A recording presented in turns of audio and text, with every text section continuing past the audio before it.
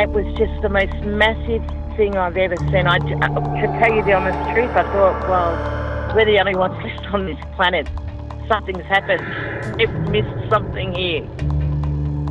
The fear that went in me when I seen it was just like the feeling. I'd say it was fear, but I've never felt that feeling before in my entire life. It's a weird feeling, like you can't explain it when you don't know. You feel like you're being followed, but you don't know what it is. We had two to our right, another one in front of us, another one to the left, and another one just across the road, shaking the daylights out of the tree. All we get was a big red eye. I remember waking up and looking at the end of the bed, and there was a figure there, almost insect-like, and then I blacked out.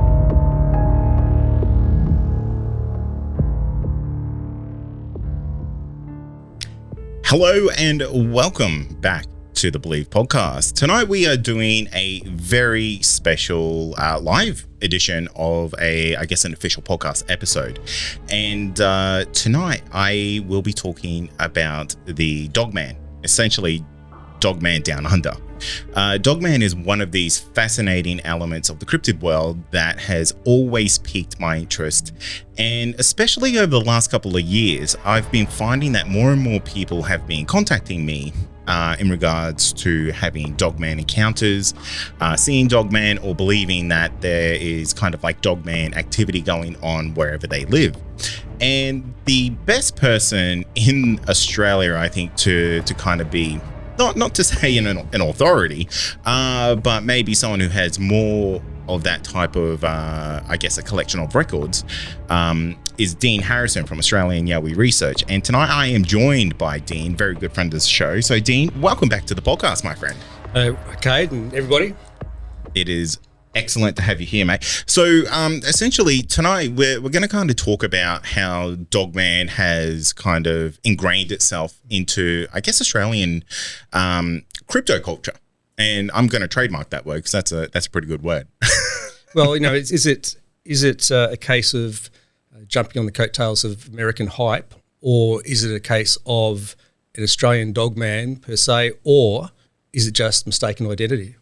Yeah, and that's a really good point, because like Australia hasn't got a huge, collection of animals that are bipedal, that are in the Australian bush. We've got kangaroos, we've got emus, and we've got yowies. Right, and the Dogman phenomena used in that term really hasn't been used much in the olden days, but it's as I said before, it's more in today's society, and with that American sort of terminology of Dogman. And I know it sort of came from the UK, and there's been a lot of reports from Europe. In fact, some of the first reports were 2,500 BC from Persia and Iraq and those sorts of areas. But in more recent times, you've got America, say, in the 1500s around Michigan, as most people know, Lake Michigan, and that's where it sort of started the culture for America. But for the UK and, say, Ireland, it was prior to then, and they did have wolves. Now, their wolves in the UK and Ireland, they had the same demise as the thylacine, the Tasmanian tiger. They were just hunted to distinction. Oh, really? Yeah, because it's the same deal. The thylacine in Tasmania, they were attributed to killing all the sheep that the colonials brought out, and they really were. They're doing some massive damage out there in the farms. So they're offered X amount of dollars per house, and people did very well out of it, but the thylacine didn't.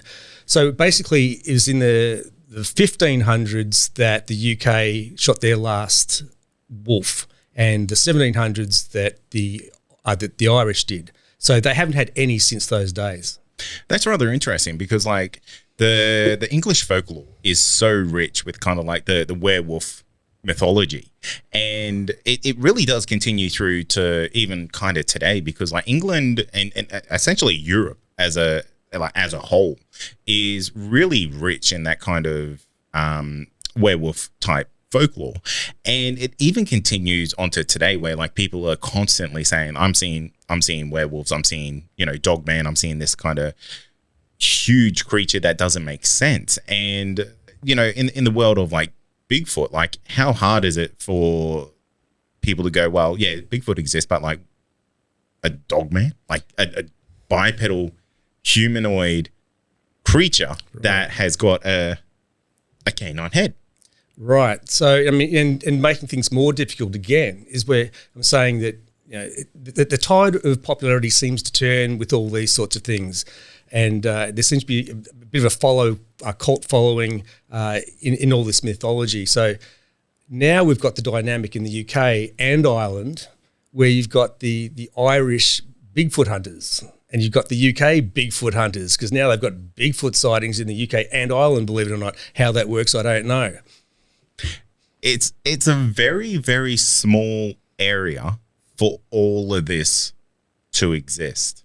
Like the fact that there's and not to say that I don't believe that there's Bigfoot happening over in the UK, but it is such a heavily populated small part of the world. It's difficult to kind of fathom that a creature like the Bigfoot would exist there and then potentially also coexisting in whatever small vicinity that they would have to, I don't know, let's say have like where their habitat would be to share that like with a dogman type creature. Right. So I mean, you're looking at a population, how many X times amount of what Australia has, and you know the UK is about the size of Victoria, and they don't have the vast wilderness and the Great Dividing Range and all that sort of jazz for these things to exist and thrive like we do. And America is the same. They basically got the same amount of territory and 320 million people.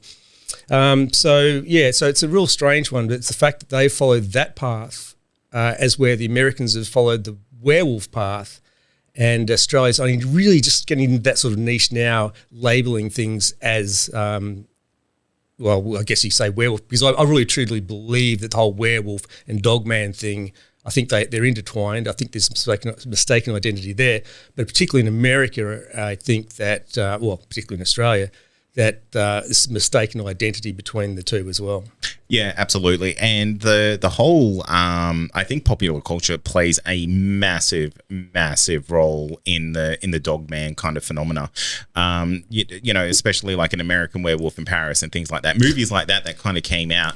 And I'm absolutely going on the record that I am absolutely not a history buff when it comes to, you know, dogman record keeping, but I would almost guarantee that you would see a spike of dogman encounters. Well, the thing is, with all the American TV shows that are going on, all these reality TV shows, and you know, the finding Bigfoot and hunting Bigfoot and all the rest of whatever, you know, it's starting to. A lot of American television gets ingrained into Australian society, and we know this. But I remember when I was a kid during the 70s, my biggest fear was werewolves and vampires, you know, and I didn't really know much about them. I didn't know about the validity of them, but I knew that this was not a time to take a chance. We need to get that garlic on the windowsill now. And I couldn't quite find a silver bullet. I went through the silverware drawer, the top drawer, you know, the one. Yeah, with the silver melted down the spoons. And all that sort of thing. And that they really just scared the heck out of me. So, I mean, I did all that sort of thing. And I think when American Werewolf in London came out in 1991, that didn't help. What about you? Did you have anything that you were scared of as a kid? For me, and this is rather odd, but I had even to this day, like I have not an irrational fear, but there's like just something about the visual element of a grey alien. To me, it's just such an unsettling image, and it just never sits well with me. And I don't know why that is. I'm not going to go down like a rabbit hole of, oh, maybe you've had an experience with one, because I absolutely do not think that's the case. But yeah, just that kind of image of it was always rather like off-putting to me. I even remember way back in the day. Do you know the satire cartoon South Park? Yeah, I remember watching one of those episodes, and even in that they had like little grey aliens, and even that I felt like, ooh. So it doesn't sit well with me. You're not afraid of being the undead then? No, right. no, not at all, not at all. Like the whole like I guess biting on the neck and being ripped apart. Yeah, no, that's fine. That's well with that's you. totally fine. Like for me, that would almost be like just a process of life. If you found yourself in that situation, that's your time. Yeah. But the communion type of book cover, never really sat well with me. And who knows what that is? You know, maybe there's like some deeper meaning. But for me, I'll never look into it. I think I went through that stage as well with the aliens, and I think again, you know, as a child, you're often influenced by what you see on television. Of course, you are. And I remember back in the days of Amityville Horror when that came out. That's probably one of the scariest movies in history at the time. And I think there was a babysitter that was left home with a couple of kids one night. This is in America, of course, and I think she died. No, she either went insane or she killed herself or something. Something really strange happened that night. But, you know, that's what I'm saying, that, you know, those sorts of movies, I don't think it's very good for young kids. And I know that, you know, when my daughter was young, I wouldn't allow it. Yeah, I think movie ratings have tremendously changed in the last 10 years, 20 years, because I know the movies that I was watching when I was, 10 years old, completely not appropriate. And have a look what's out now, though. Yeah. All the blood and violence and stuff. Well, those are kind of subgenres, you know, like that whole gore porn type of movies. Like, you got those movies where people are basically just get pulled to bits and it's just blood everywhere, and that's kind of what that movie is about. But I feel like those horror movies of back yesteryear were completely different. They didn't have the VFX or the I guess that pure just carnage of what we do today. So things were scarier, and that's probably why they do leave those types of imprints on like individuals like you and me. Right. Well, I think in tonight's show, now I think what I'd like to do is basically put it out there as far as just some reasoning and some balance behind where we've come as far as the history of something that's very similar to the Yowie. That's been reported since the 1800s that could be mistaken. And also, I'd like to put it out to the audience to know what they think, you know, whether the audience thinks we have an Indigenous Dogman within Australia. I mean, what do you think, audience? Do you think we have a Dogman? Or do you think it might be mistaken identity? I like that. Be sure to leave your comments in wherever you may be watching this, because we are actually broadcasting this. So if you're listening to the audio version of this, head on over to our YouTube page, because you'll find a video version of this podcast actually does exist as well. But yeah, please leave it in the comments where you sit with the Dogman. Do you think it's real? Do you think it's not? Do you think it's something else, or do you think it may be that it's a sense of like Dean said, misidentification? But what I am truly curious about, Dean, is like these ideas don't really kind of pop out of nowhere, and like we've kind of covered the sense that it could be like a popular culture type of thing where what we see on TV definitely influences us. The whole knock-on effect of Dogman being so prolific over in the States and over in Europe, that could also have a massive knock-on effect to how we would potentially perceive things.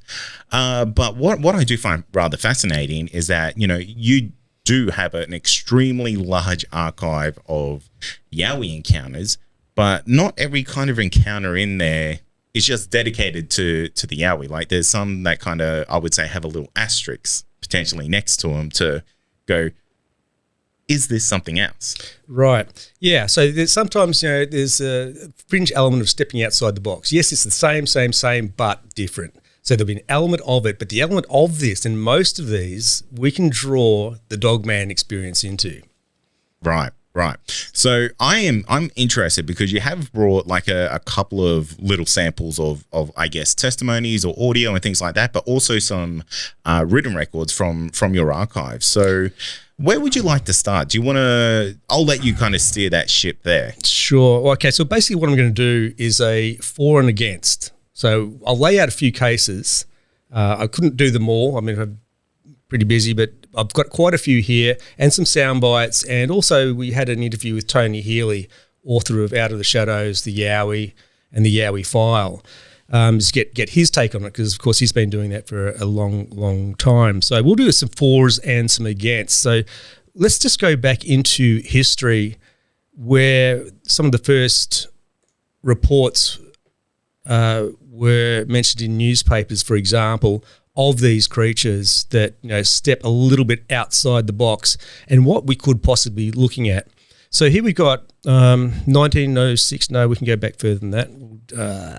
I can do better than that. Let's go back to 1849. This is one of the first. So Phillip Island, Victoria, 1859, Melbourne Morning Herald. So this article, this is just a synopsis, by the way. So basically everything that you're going to see on these is just a synopsis. They're just a bite of the entire article, but to the pertinent parts. So this article, several people observe a 6 to 7 foot half man, half baboon sitting by the lake. The creature reportedly sprang into the lake when it was shot at. Now, what we're looking at is something that looks like a baboon, but half man, and 6 to 7 feet tall. So, well, we can rule out a baboon to begin with because they're not that tall. Now, what we're saying as far as the baboon's concerned is when you look at a baboon, you are looking at an elongated snout, okay? So you've got a snout that like that could be interpreted as a dog if it dropped to all fours.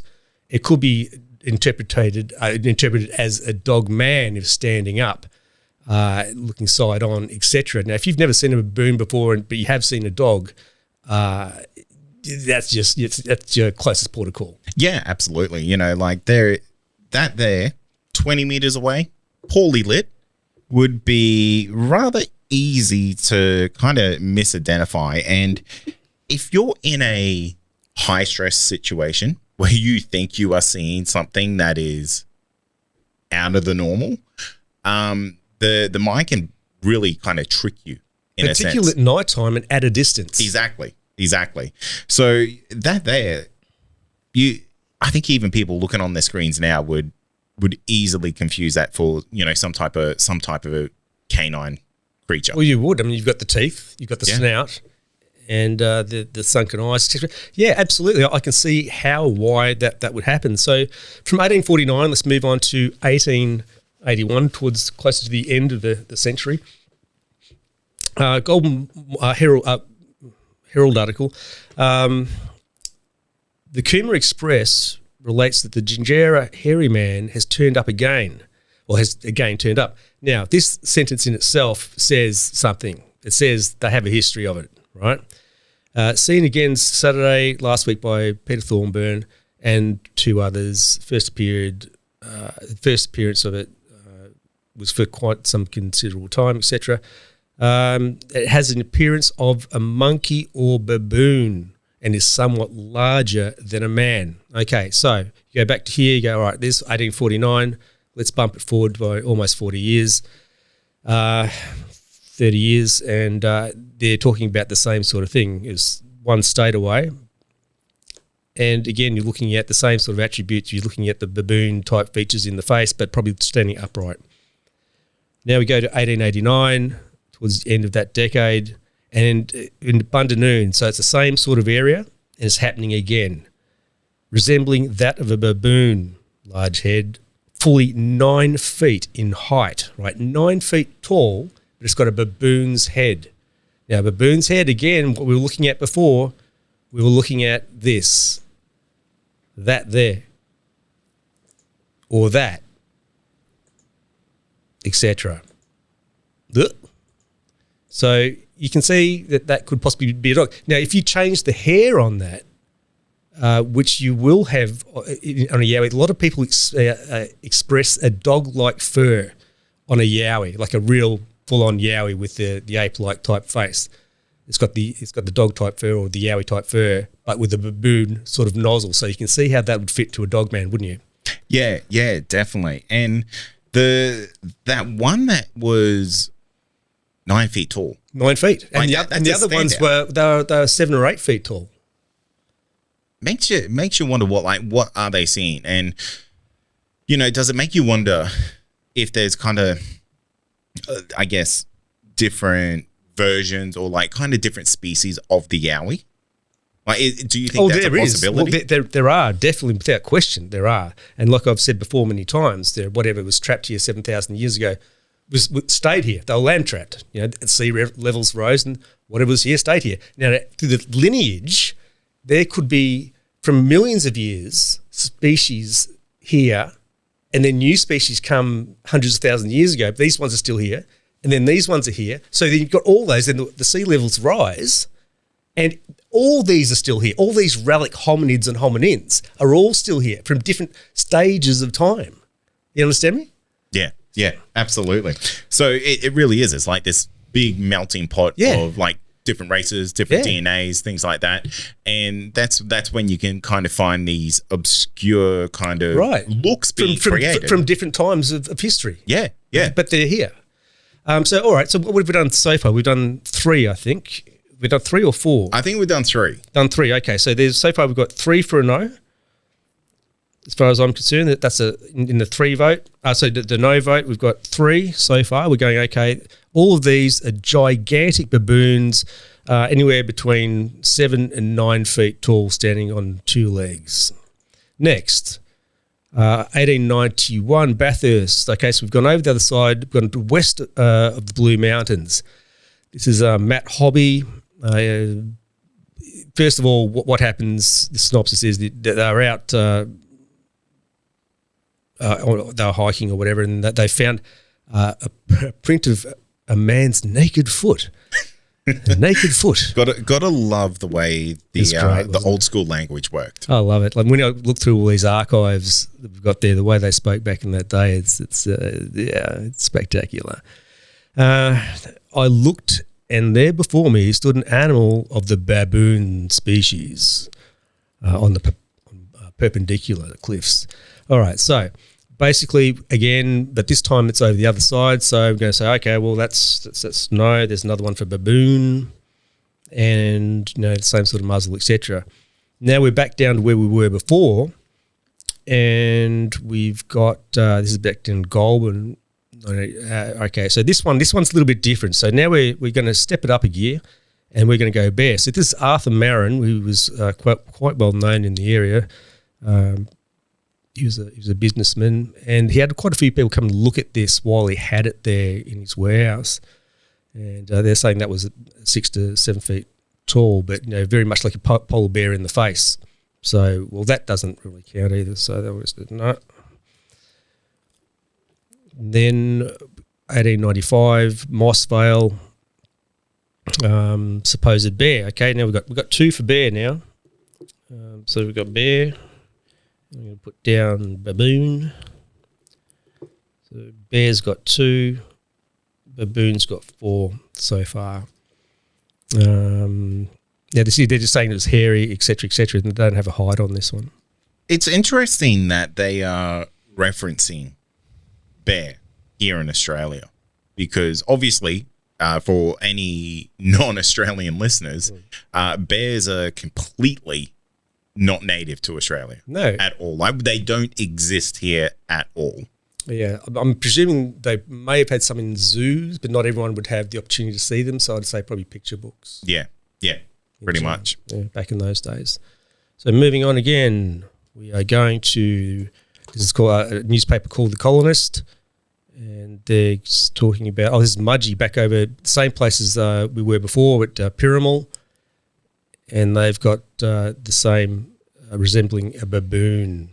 Several people have encountered this animal, and it inspires the greatest dread. So the nameless dread we always talk about, and that's interesting that it does that, because that's what a Yowie does. Yeah, absolutely. That's not to say it's a that feeling, definitive Yowie trait, but that it's feeling something you can't that's explain. Yeah, that's just that sudden feeling that comes over you. So all right, so we've got 1 more for baboon, so we're up to 5 for baboon now.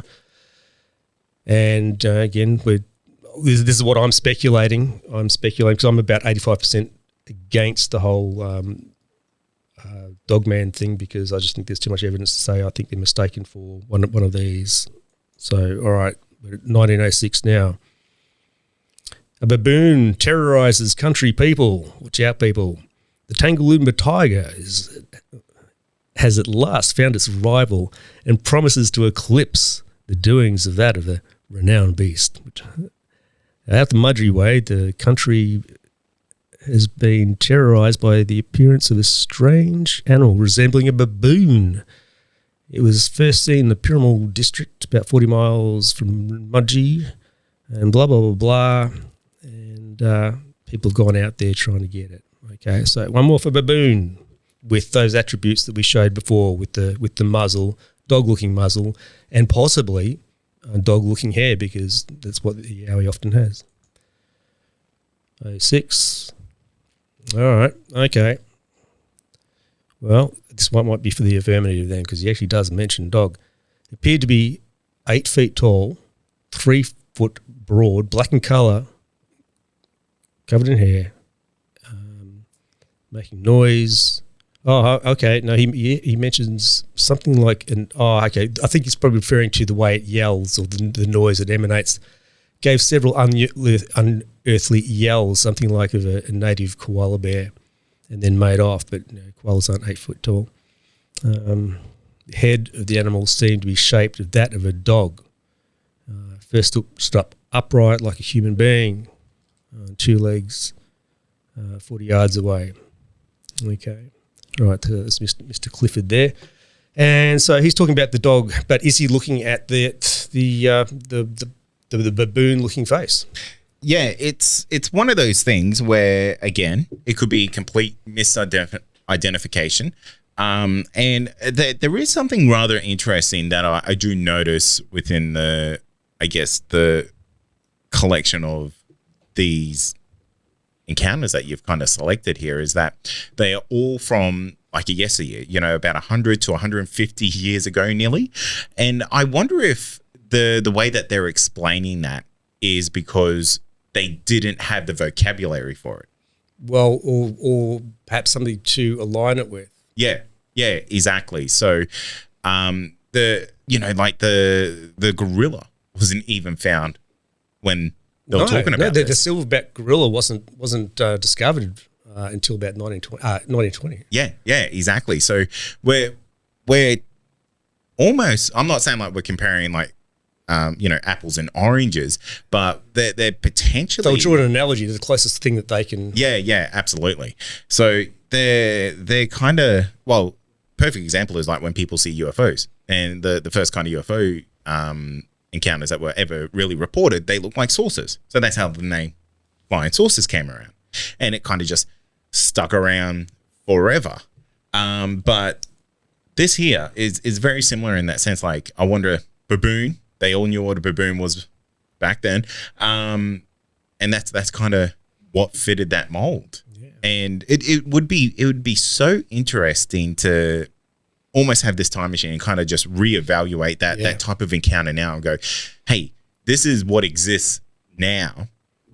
Would you change how you recategorize Exactly this? Right. How fascinating. What a fascinating question. You're right on the money there. Yeah.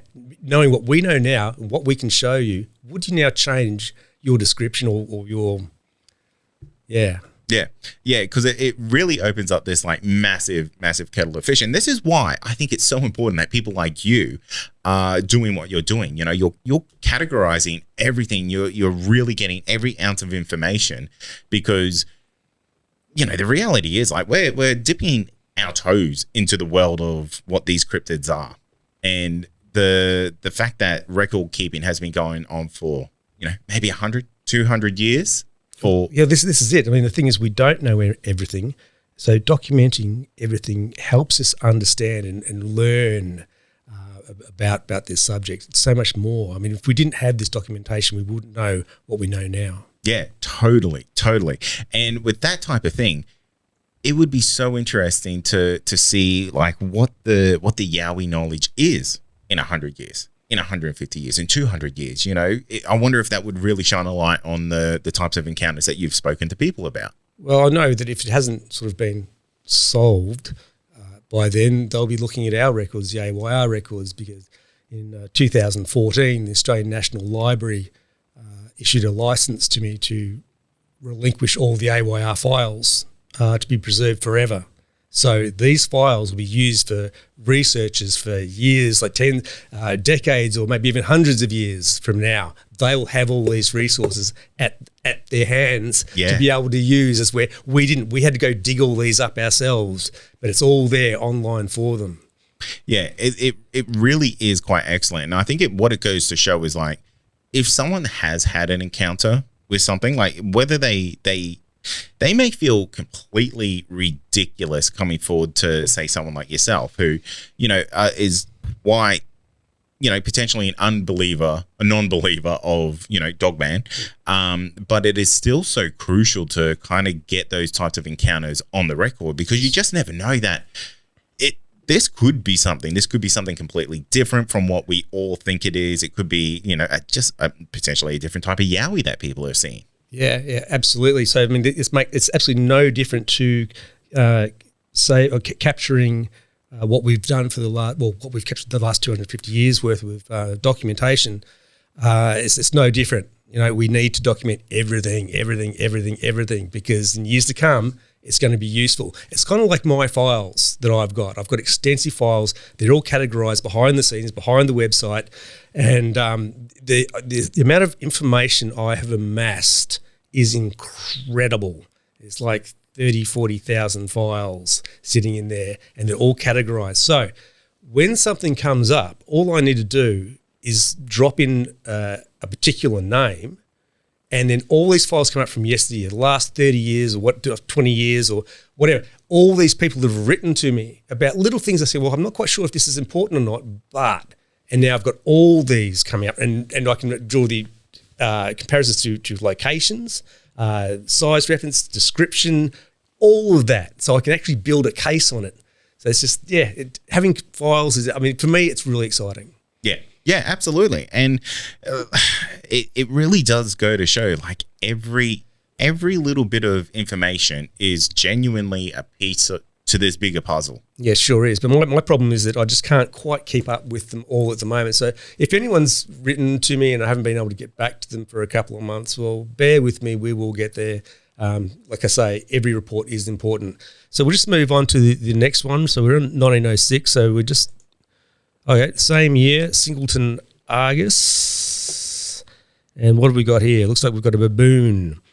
So years ago, there were tales about Yahoo or Bunyip that used to visit the lonely river reaches and scare some of the ancient inhabitants, well, I guess that means Aboriginals, out of their natural existence of time. Now, however, in place of the tiger, the Tangalooma tiger, there comes a story from Pembroke, again, same sort of area near Mudgee. And again, baboon. So we seem to have a pattern happening there in that district. So we've got a pattern sort of like the southern tablelands of, not southern tablelands, but probably around the Goulburn area, we've got quite a pattern of the baboon. And then on the western side, we're seeing a pattern of the baboon happening there as well. So this journo, he postulates that now this may have been a real baboon escaped from some menagerie. It may also be making a bit of a joke. Okay, so, all right, there's another one for baboon. So we're up to about 7 there. 1909, Richmond River. Now this comes up again. Now this is the same guy, right? So this is the same guy from 1906. His name's William Clifford. Now, 3 years apart, he has 2 different encounters. So what's he saying here? And again, okay, this is Tenterfield, so that's a little bit further west. Okay, a strange animal. So basically it's the same one that he saw before, which was pretty much a baboon. No, this is the head shaped like a dog. Okay, so this is the head shaped like a dog. So this is another dog one that we've got mentioned. But he also said back in the early report in 1906 that it also resembled a bear. So he's got there that cross between dog and bear. You know what I mean? So there's that cross section of is it or isn't it? Is it more of this or is it more that? So this is where the confusion sort of kicks in because his mind is trying to process it, what's going on. And I think the reason that he's going through this, the bear's got a snout, the dog's got a snout, so it's got to be one of those, but it's still standing 9 feet tall on 2 feet. But it's got to be one or the other because it's got a snout. And that's all it's going to come down to is the snout part. Yeah, absolutely. And again, this is one of those things where this kind of gentleman, he'll be trying to fit this into the paradigm that he knows, you know, and that's really the case when anyone kind of has these encounters, because you kind of got to try to explain what's happened to you, or, you know, what you've experienced before, so you can actually rationalize it. Yeah, well, that's it. You rationalize it within yourself first before you can express it to anyone else. So, all right, so we've got another one of those, but that sort of falls in that half bear, half baboon sort of category. So, but it's still along the same lines as what I'm saying is mistaken identity, because he already has mistaken identity because he can't process it. Yeah, absolutely. It's just not falling under category A or category B for him. All right, this is Dungay Creek. This is west of Kempsey. Now, this is a notorious place, a really notorious place for Yowie sightings. A lot of experience out through those districts, a lot of documentation, and there's a lot more that hasn't been documented. Believe me, there's a big story going on out there. This is the same sort of area where George Gray got attacked in 1965 when he was sleeping in his hut with his son. He's a logger working for a logging company at the time. And so, yeah, it's got a massive history, but this one, again, we're going down the bear line, aren't we?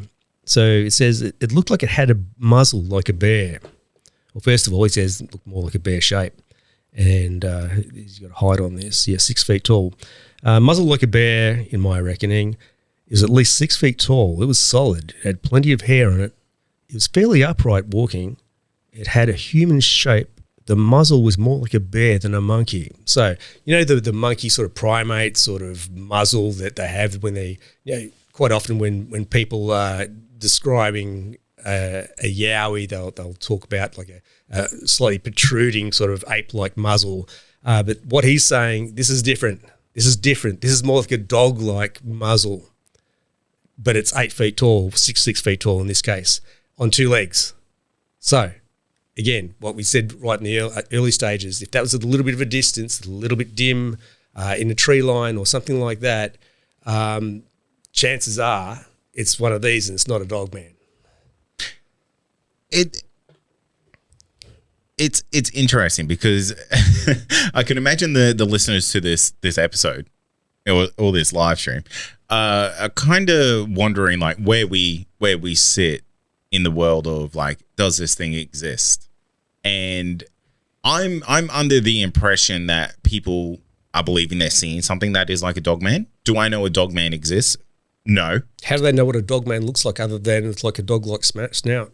Well, I guess in our day and age, it's popular culture. So people are seeing something that they think, hey, this looks like a werewolf. That's a Dogman. And I think I could probably guarantee you, like if we pulled up any one of our listeners and kind of just said, hey, do you know what a Dogman is? There would be a fairly basic understanding of, oh yeah, that's like a werewolf type creature. I can turn my whole argument around on its ass by saying, what if what they're looking at is a Dogman? Absolutely. Right? Absolutely. It's got a snout, right? Yeah. And it's 8 feet tall. It has a snout. And they're saying it's kind of like a dog, but like a bear. But it could be a dog-looking thing, and it could have been here for all this time. Absolutely. And I think that's what's so important about what these records show is that like it can really be taken up to interpretation, because I guess one of the great things and the worst things when it comes to the paranormal or the cryptid world is that personal opinion plays such a huge role in perception. So if someone came to you with these types of records, you'd probably have a very different understanding of what this person potentially saw, whereas someone who was far more, say, layman in their view of or understanding of the paranormal or the cryptid world, they will go, that definitely sounds like a Dogman. Right, but I think the important part of a lot of this that we're showing from yesteryear is the fact that it's a primate, it's a baboon that's being reported, and they see the resemblance of a baboon, like, again, primate in it more than anything else. And there's no dog, there's no anything. They're just talking about a snout, they're talking about a baboon. They're not talking about a bear. They're saying, no, was a baboon, but it was like 9 feet tall. Yeah. And what is interesting to note is that, like, these people would 1000% know what a dog looks like. Yes. You know, like, there is no way you would confuse. If you stood a dog next to a baboon, you would know the difference. And the fact that they are so prominent, like, so definitively landing on that baboon, I guess, they were classification definitive on it. They didn't pull any punches. It was a baboon on 2 legs, but 8 feet tall. You know, it wasn't a dog. It wasn't a bear. It was a baboon. Yeah, and they didn't have any lenience to either way. Most of them, but you know, every now and again you might get the bear stroke dog. But again, I think you don't know what distance. A lot of them don't say what distance it was that they're looking at this. So, all right, let's move on to the next one. We're getting more up into the modern times in a minute.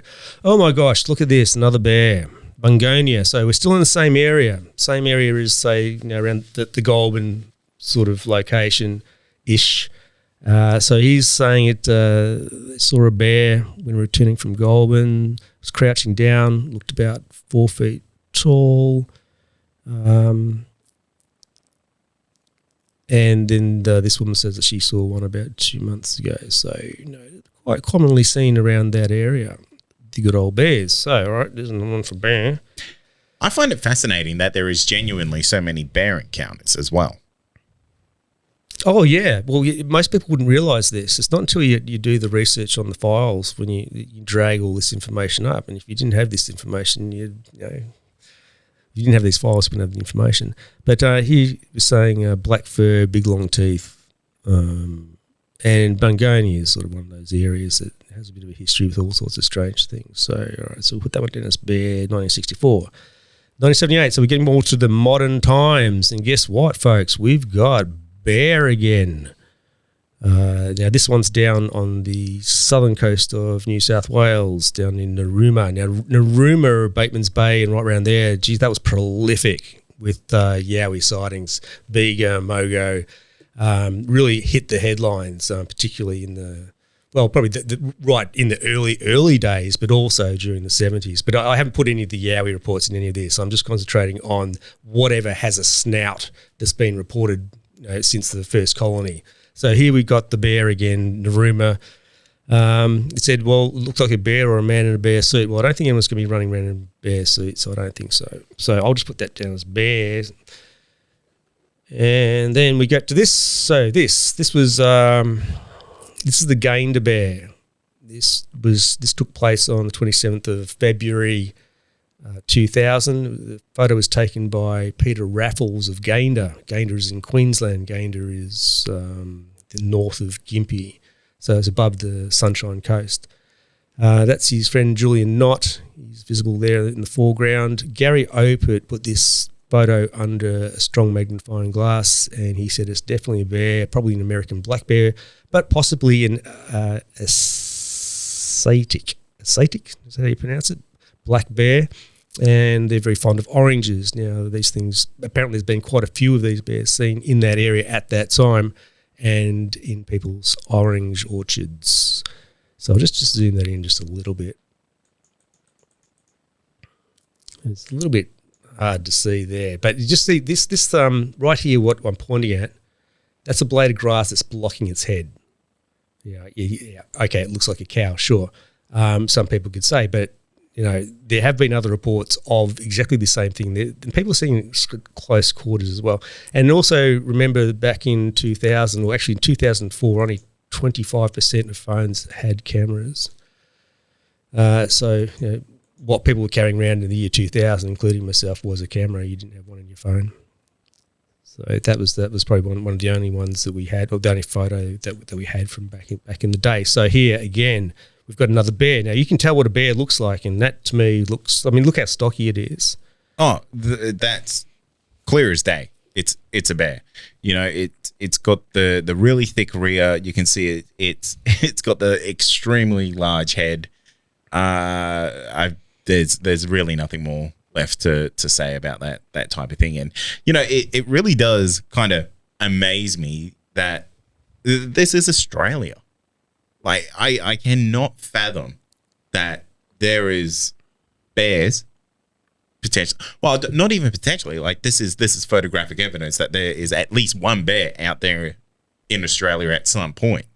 Well, apparently there's a circus truck overturned, and I can't remember exactly what year it was. I think it was it was possibly the late 60s or maybe 70s, and a lot of the circus animals escaped, and a lot were injured. They had to be shot, including an elephant, and the head of the elephant was put up in the local scout hall. But they had to, I'm not quite sure whether a couple of the orangutans actually escaped, and I think they had a few other ones escape as well, and that's sort of in the same area. And that is documented. So yeah. You hear these types of stories when it comes to like the panther, that the circuses kind of let them loose, or they kind of get out. Yeah, but that doesn't account for well prior to World War II. When, so we've already, in one of my intros we did for, I brought in panthers, etc. We found documentation that was well prior to World War II, because the cliche adage was they came here because they were mascots for the US, and they were released towards the end of the war. But no, they were reported well prior to then. Back in the 1800s, we've got files on the Black Panthers. All right, so now we're getting up to modern times. Torrington. Got another bear. Torrington, New South Wales. Got another bear. Bear's actually stepping out ahead now. It's out ahead of the baboon. 5'10", if anything, it was more like a black bear. You see, there are some monkeys that have the same type of nose, I guess. It was dark brown, had hair all over it. The legs didn't have much shape to them. Like, there's no bends, or there's no hair, or it's fairly long all the way down. Okay, so then it dropped to all fours. Okay, and it climbed back up the bank. Okay, so now he's got between a bear and some sort of ape, some sort of snout. Okay, so again, this is what they're looking at. This is what they're drawing their analogies on. Basically, it's sort of like, and he says right down this bottom bit, he goes, long snout. So long snout could also be contributed. Like I said before, people are looking at this baboon. And calling it out as a baboon because of this long snout. They're going, it's kind of like primate-ish. This is what this guy's saying. But he's bringing bear into the equation. So, again, we've got a bear in there, and there's a bear in there. So, yeah. So this is just interesting, because what we're drawing a picture here, right? This is what we're doing, and this is what data's all about. Absolutely. And just as a heads up, like for the people who are listening to the podcast, be sure to jump on, watch the video version of this, because we will be referencing like some people in the chat and things like that. But we might save some of those questions till a little bit later on towards the end of this podcast, because there's some heated people with like some very interesting opinions about the I guess maybe some of the evidence that you're portraying. And I think it's important that we got to take a very analytical look at what people say they encountered, because you're not the person saying that. Oh no, I'm just going through the facts, man. You're just the facts. You're just presenting the data you've sharing with us. There's no point getting heated about anything. That's absolutely pointless. We're just telling a story here. Yeah, absolutely, because this information that's being presented does not take away from anyone's encounters. Absolutely not. Like I said, this is why we need to document the whole Dogman thing as well, and get that all on record, so then we can draw a bigger picture from that. Yeah. Just like what we're doing now with the bear sightings and the baboon and what have you. You know? And the thing that's so important about tonight is that we want to take a historical look at what these types of encounters that could have potentially been Dogman, how they were reported in yesteryear. What we're seeing here through all this data, all this analysis, all these files, what we aren't seeing is a Dogman, right? That's what we're not seeing. That's the important part. Nobody's saying this was a dog on two legs. Not one person throughout all the history, all the documentation, this is the important part. Not one of them have said that's a dog on two legs. But they have said baboon on two legs, a bear on two legs. And there's been a couple who said, well, I had sort of a dog sort of looking face. And for me, like, those encounters saying that doesn't take away from, like, people I've interviewed who believe that they've seen Dogman or experienced Dogman. No, it's not. You know, like, very good friend of ours, Attila, has had his own personal experience with the Dogman, be it over in the UK, like it didn't happen in Australia. But the whole purpose of tonight is, like, we want to look at the historical evidence of, like, how did we get to our current climate of Dogman encounters in Australia. And this is the journey of 150 years ago to today. So that whole identifying element of it is so crucial to find out, how do we go from that time of, geez, what could this thing be? Maybe it is a giant weird baboon, to today going, well, no, we're a little bit clearer about what this potentially could have been. This could have been a Dogman. Or is it something completely different?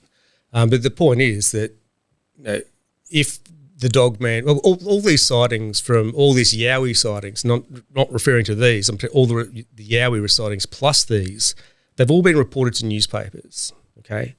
But not one Dogman report has been sent to a newspaper since the early 1800s saying it's a Dogman, and not saying it had the big ears or anything like that, right? So that's what we're saying. If there was something like that, we would have it, but there's not. Yeah. And again, it's opening the discussion. It's opening different points of view, because you're a fool if you think you're always right. Oh, well, what I always say, the more I learn, the less I know. Exactly. So I'm not saying I know it all, but I know what I do know, and there's no Dogman reports, right up until just recent times. And the first one's come in here pretty much of 1985. This is Wurrungree, Queensland, Gold Coast. And I interviewed this lady myself. And very, very tall. It freaked the heck out of her. Now, we had a conversation after this, and because she was finding it really hard to, like we said, you know, try and put a picture to her description. But she did come up with one in the end. It was the Anubis, the Egyptian Anubis. So, but the thing that stands out on this, right, it's the size of the ears. She says that they were 20 to 30 centimetres sticking directly up on both sides of the head. It was tall with glowing green eyes, but the ears were sticking straight up. And this thing was about 7 feet tall. So this is, and also there's around the same time, and this is interesting because we often find a lot of reports happen in the same period of time, and they might be completely different, but they're all concentrated in the same area over, say, a 2-year period, which is, you know, really interesting stuff. So I've got a soundbite of Michaela here, and everyone just have a listen to this. And in the distance, maybe 20 to 30 metres, somewhere like that, something really tall with ears straight up and glowing eyes. They were either green or red. To this day, I cannot recall. It was just glowing. But I remember being quite slim, tall, ears sticking up, and I just bolted, caught up to my friend Kim, grabbed her by the arm, started shaking her, going, oh, my God, and I was just repeating, it's got ears, it's got glowing eyes, it's tall. And she's like, what, I don't want to know. And I sort of stopped. I went home the long way and she went home. When you noticed it, what was it doing? What was your reaction? It was basically just face on, but in a distance, and it was tall because it was in a distance and it was still tall, so I knew it had to be a lot taller. It was something that never in my wildest dreams was I expecting. So, you know, glowing eyes, it's got ears, and I just remember them being quite long and straight up, so in the silhouette, or, you know, because it was facing to me, I couldn't see if it had a snout or anything other than that. It was just the ears stood out, the tallness, and the eyes. In your email here to me, you suggest that it was approximately 7 to 8 feet tall. Yeah, I'd say it's quite tall. When we were speaking earlier, I asked you, were they reflecting or self-illuminating? Yeah, definitely were well, it looked like it was because there was nothing really reflecting. There was no car lights or anything like that. So blown away by it. There was a distinct colour, but you can't remember which Yes, colour. I think as a red, as a green, but it was either one of them two. It was one of them two colours. Was it the red or green? I hope you don't have that same problem when you're driving a car. Now, you mentioned that the ears stood straight up. Yes. How long were the ears and where were they situated on the head? On top. When you say on top, are you saying like a dog's ears would be placed on the side of the skull? Yeah, exactly. The size of the ears? Say 20 to 30 centimetres, I'd say. Similar to the way a Doberman's ears would stick directly up. Yep. But longer, a lot longer. So put another 20 centimetres on his ear on top. Like, I just also remember being, like shake my friend's got ears, you know what I mean? Like that was like a key point. Eyes and ears, they were my two things. And it was tall and. Right. So that's where we leave that one. That was really interesting that the glowing red or green eyes. That sort of correlates with the next audio bite that I have, and he sort of describes the same attribute. But before you jump into there, like that woman was quite definitive. Like she saw like a dog-like creature, and everything that she relayed to you, like complete confidence in how she was speaking about it. Like you could hear in her voice like she's obviously come to terms with the thing that she encountered. And is quite sure of herself, like not second guessing or anything. Like obviously there was a little hiccup about the red or the green, but to be so sure about like even these like kind of outstanding elements of illuminated eyes. Yeah. Like to be so sure about that. That's very telling. Self-illuminating. But she said it was face onto her the whole time, not sideways, so she couldn't tell whether it had a muzzle or not. But the most amazing thing is these ears that were just like the anubis. Sticking up 20 to 30 centimetres, sort of like a Doberman's ears, as she explains it. But she also went on to say that there was a picture that she had seen that did sum it up. Strangely enough, it was on Scooby-Doo. But she said this cartoon character that they had during one of their episodes was just like what she saw. And I had a quick look through. I did my Scooby-Doo searches and episodes and things. In images in Google, I couldn't actually find what she's referring to.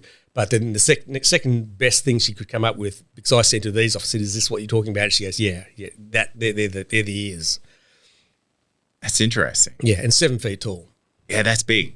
That's big. Did she say how far away she was from it? Yeah, only about 30 metres. Oh wow, that's close. Yeah. So yeah, at that distance, like she would have a pretty good understanding of like the actual size of things. Like it's not like hundreds of meters away. No, distorted. It's like close realities. enough to get a good look at it, and she never walked that way again at night time. Don't blame her.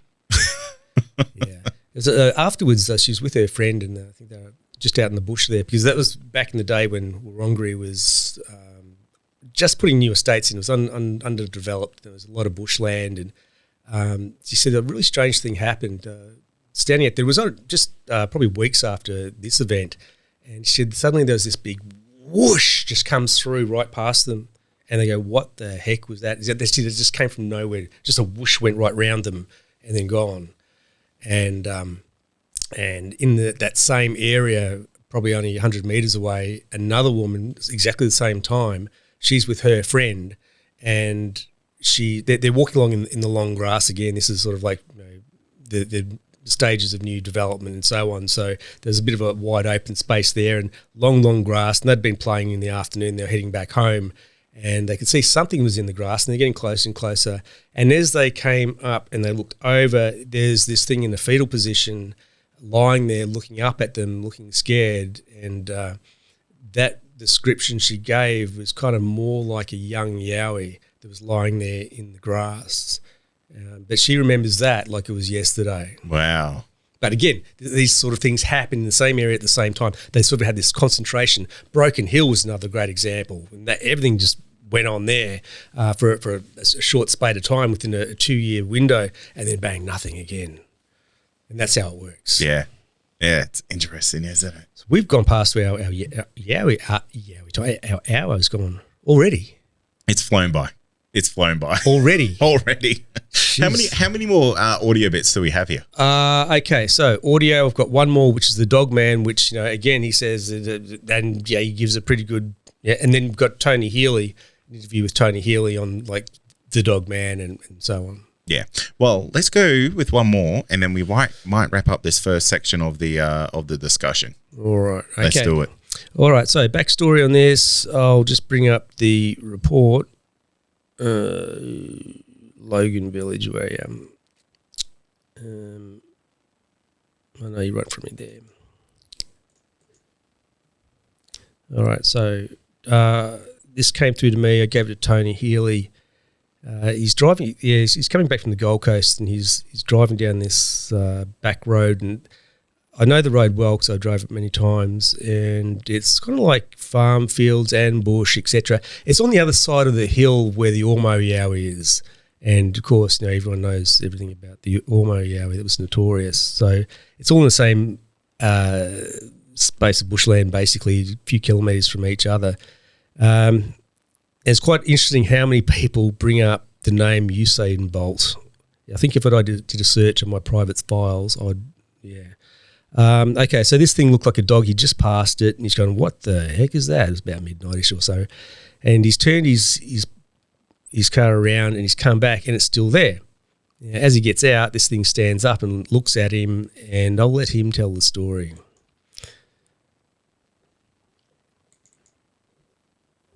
The second I turned the corner, I saw an animal. My brain tried to tell me it was a dog. And then, as my car levelled up to the spot where it was, I actually stopped because I couldn't convince myself it was a dog. It was about 7 foot tall.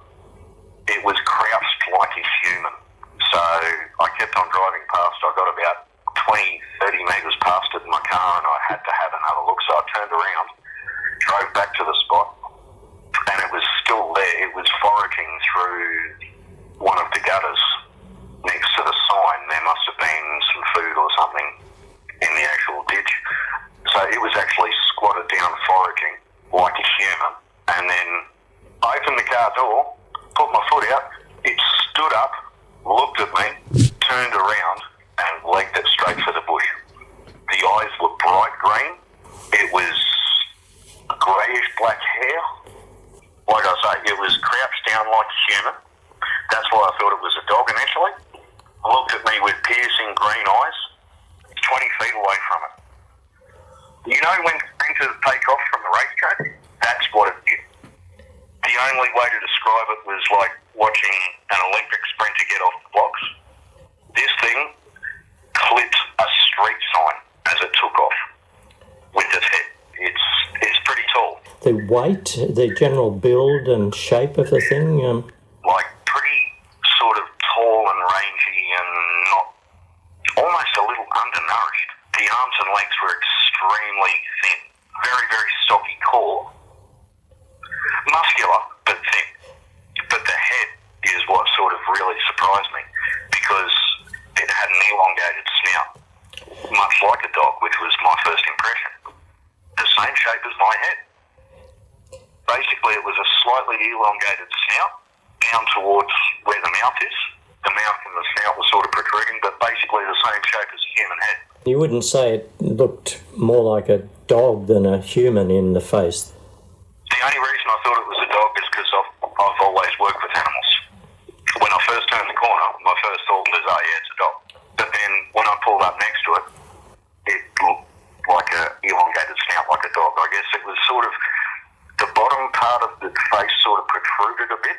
Completely hairy face, but the piercing green eyes.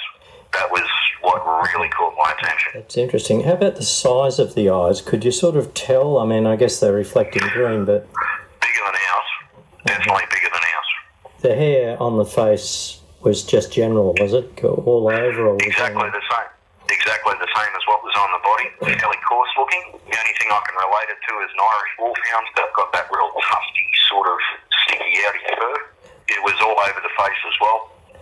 There was a feral stench. I don't know if there was a dead animal in the ditch or something at the time, but that's what it smelled like, decomposing flesh. Yeah. Yeah, so there you go. I'll just show you the street post that he that this thing hit. This is it here. So that was the 70 zone street post that it hit. Wow. So I should have been a bit embarrassed after doing that. That's Tony Healy. No, we won't do that one just yet. We'll put that one on a little bit later. Not yet. We'll play that in a minute. But that's you know what, that type of encounter where this thing is like running next to it is just kind of terrifying. Oh no, yeah, we've got another one. Yeah. Now, this one here, the Woi Woi. Oh, this is one of my favorite encounters. Pablo. This thing is nuts, and this is terrifying because not only is the artist's recreation of this incredible, but the actual encounter is just so mind-blowing and genuinely just a terrifying experience from start to finish. It was so hard to do an edit on this because he had so much to say. He was so descriptive about everything. You know, first of all, his wife's driving, he's in the passenger seat, kids are in the back, and it's dark, and they've got the kangaroo mob in front of them, and they're sort of all splitting up, and she's like slowing down, trying not to hit them. And then he's got the kangaroo that comes out of the bush on the left-hand side and sort of running next to the car, and he sort of does the double, triple take. And it's only about 1.5 metres from the side of the car, and he's looking straight at it. And this thing's just running as the picture depicts, as he's drawn it. Can you get that one up just on the big screen for those watching? This is what. Oh, look at that. Yeah, that's what he did, and then I think Buck sort of put his twinge on that. Yeah, so this is what he's talking about was the muzzle, and he mentions dog all the way through. He doesn't back off from that, and also he mentions the ears. I was going to say even the ears are like the human-like, but there's like a canine element to them. Yeah, he goes right into that. But like I said, it was really hard to do an edit on it because he had so much to say, and everything he was saying was relevant. But we don't sort of like have half an hour to sort of spend on it. So anyway, let's have a listen to that after we have a break. Okay, that sounds great. So what we're going to do is we're gonna play a interview that you've got pre-recorded while we just kind of take a 5-10 minute break, and while we freshen up, and we will be back for round 2. So in the meantime, guys, while we do that, it would be a really good opportunity if you have any questions for myself or Dean relating to, Australian Dogman encounters, or just questions about the Dogman in general, pop them in the chat, because I'd love to pass them on to you and get your thoughts on them. And apparently it only takes one beer for some guys too. Apparently so. Must be cheap drunk. Half your luck, mate. I know. This is Tony Healy, and this is an interview that I did with him a couple of days ago. In our files, when I say our files, I mean you, myself and Paul, we have files from the 1800s with the first reports of an elongated snout. Mm-hmm.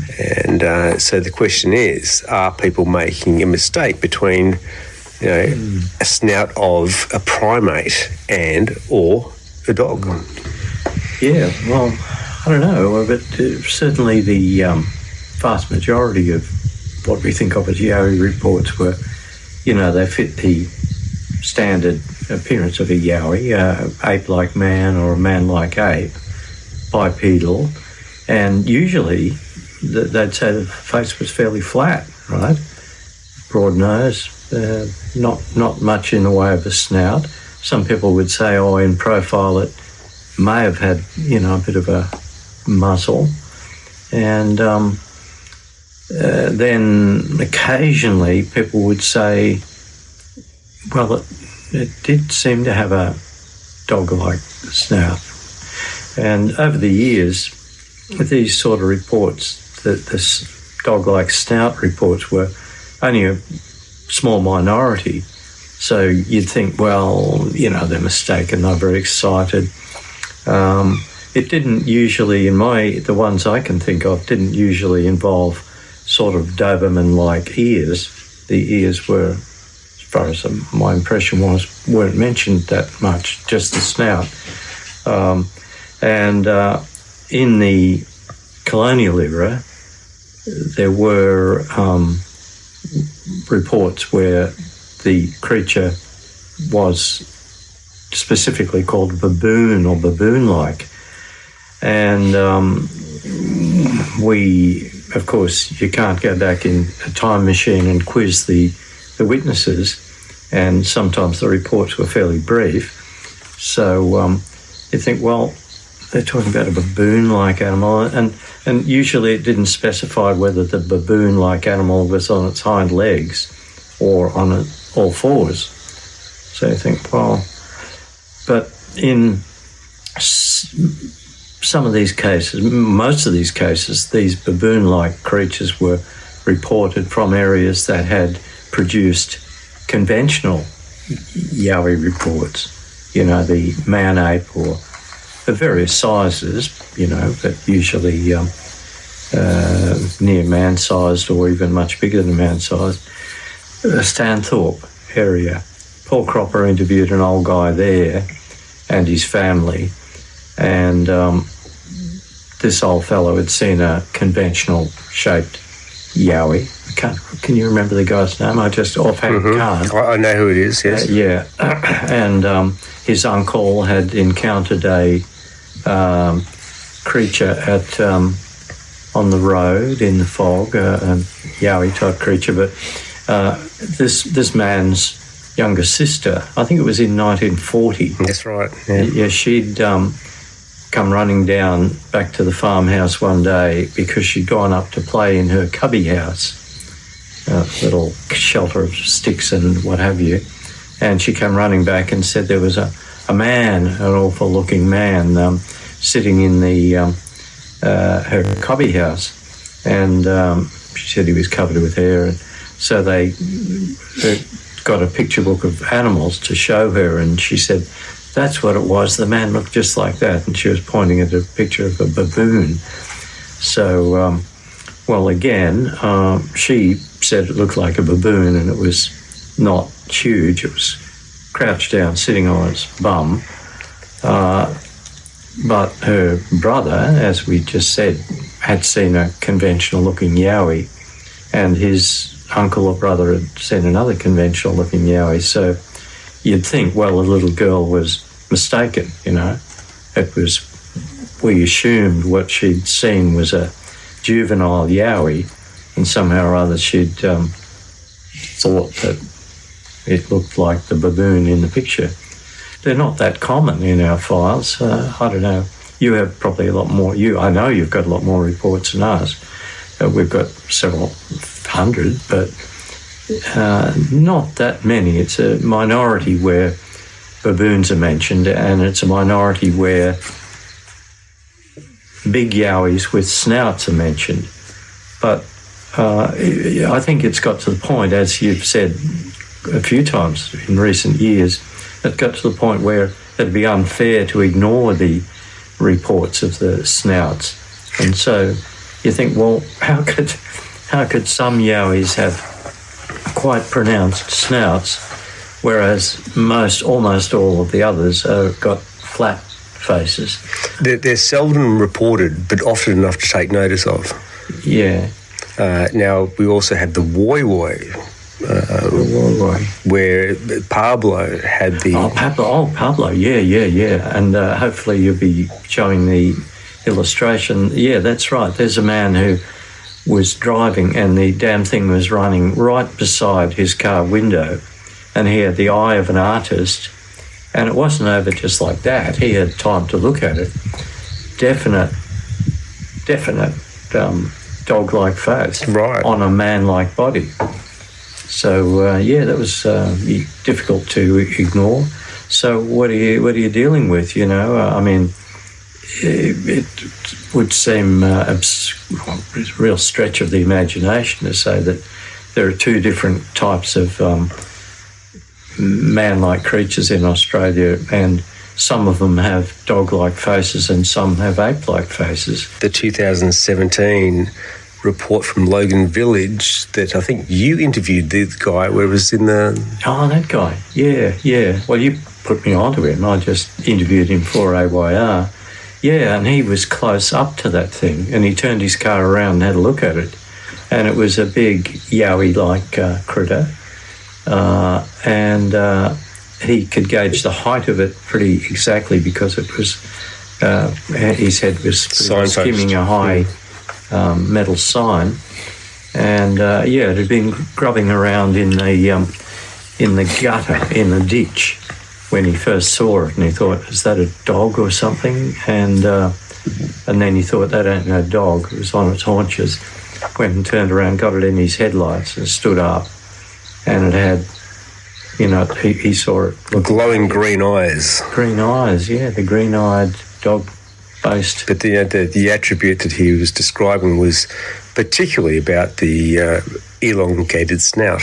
Yeah, he did mention it, and I thought, well, oh God, I don't know, By that time, I think you'd spoken to me about various dog-like, and, made the point that, okay, if we're going to be honest investigators, we can't ignore the dog-like creatures. But the question is it mistaken identity because it's a protruding jaw of a primate-looking creature, or is it actually a dog-like creature on two legs?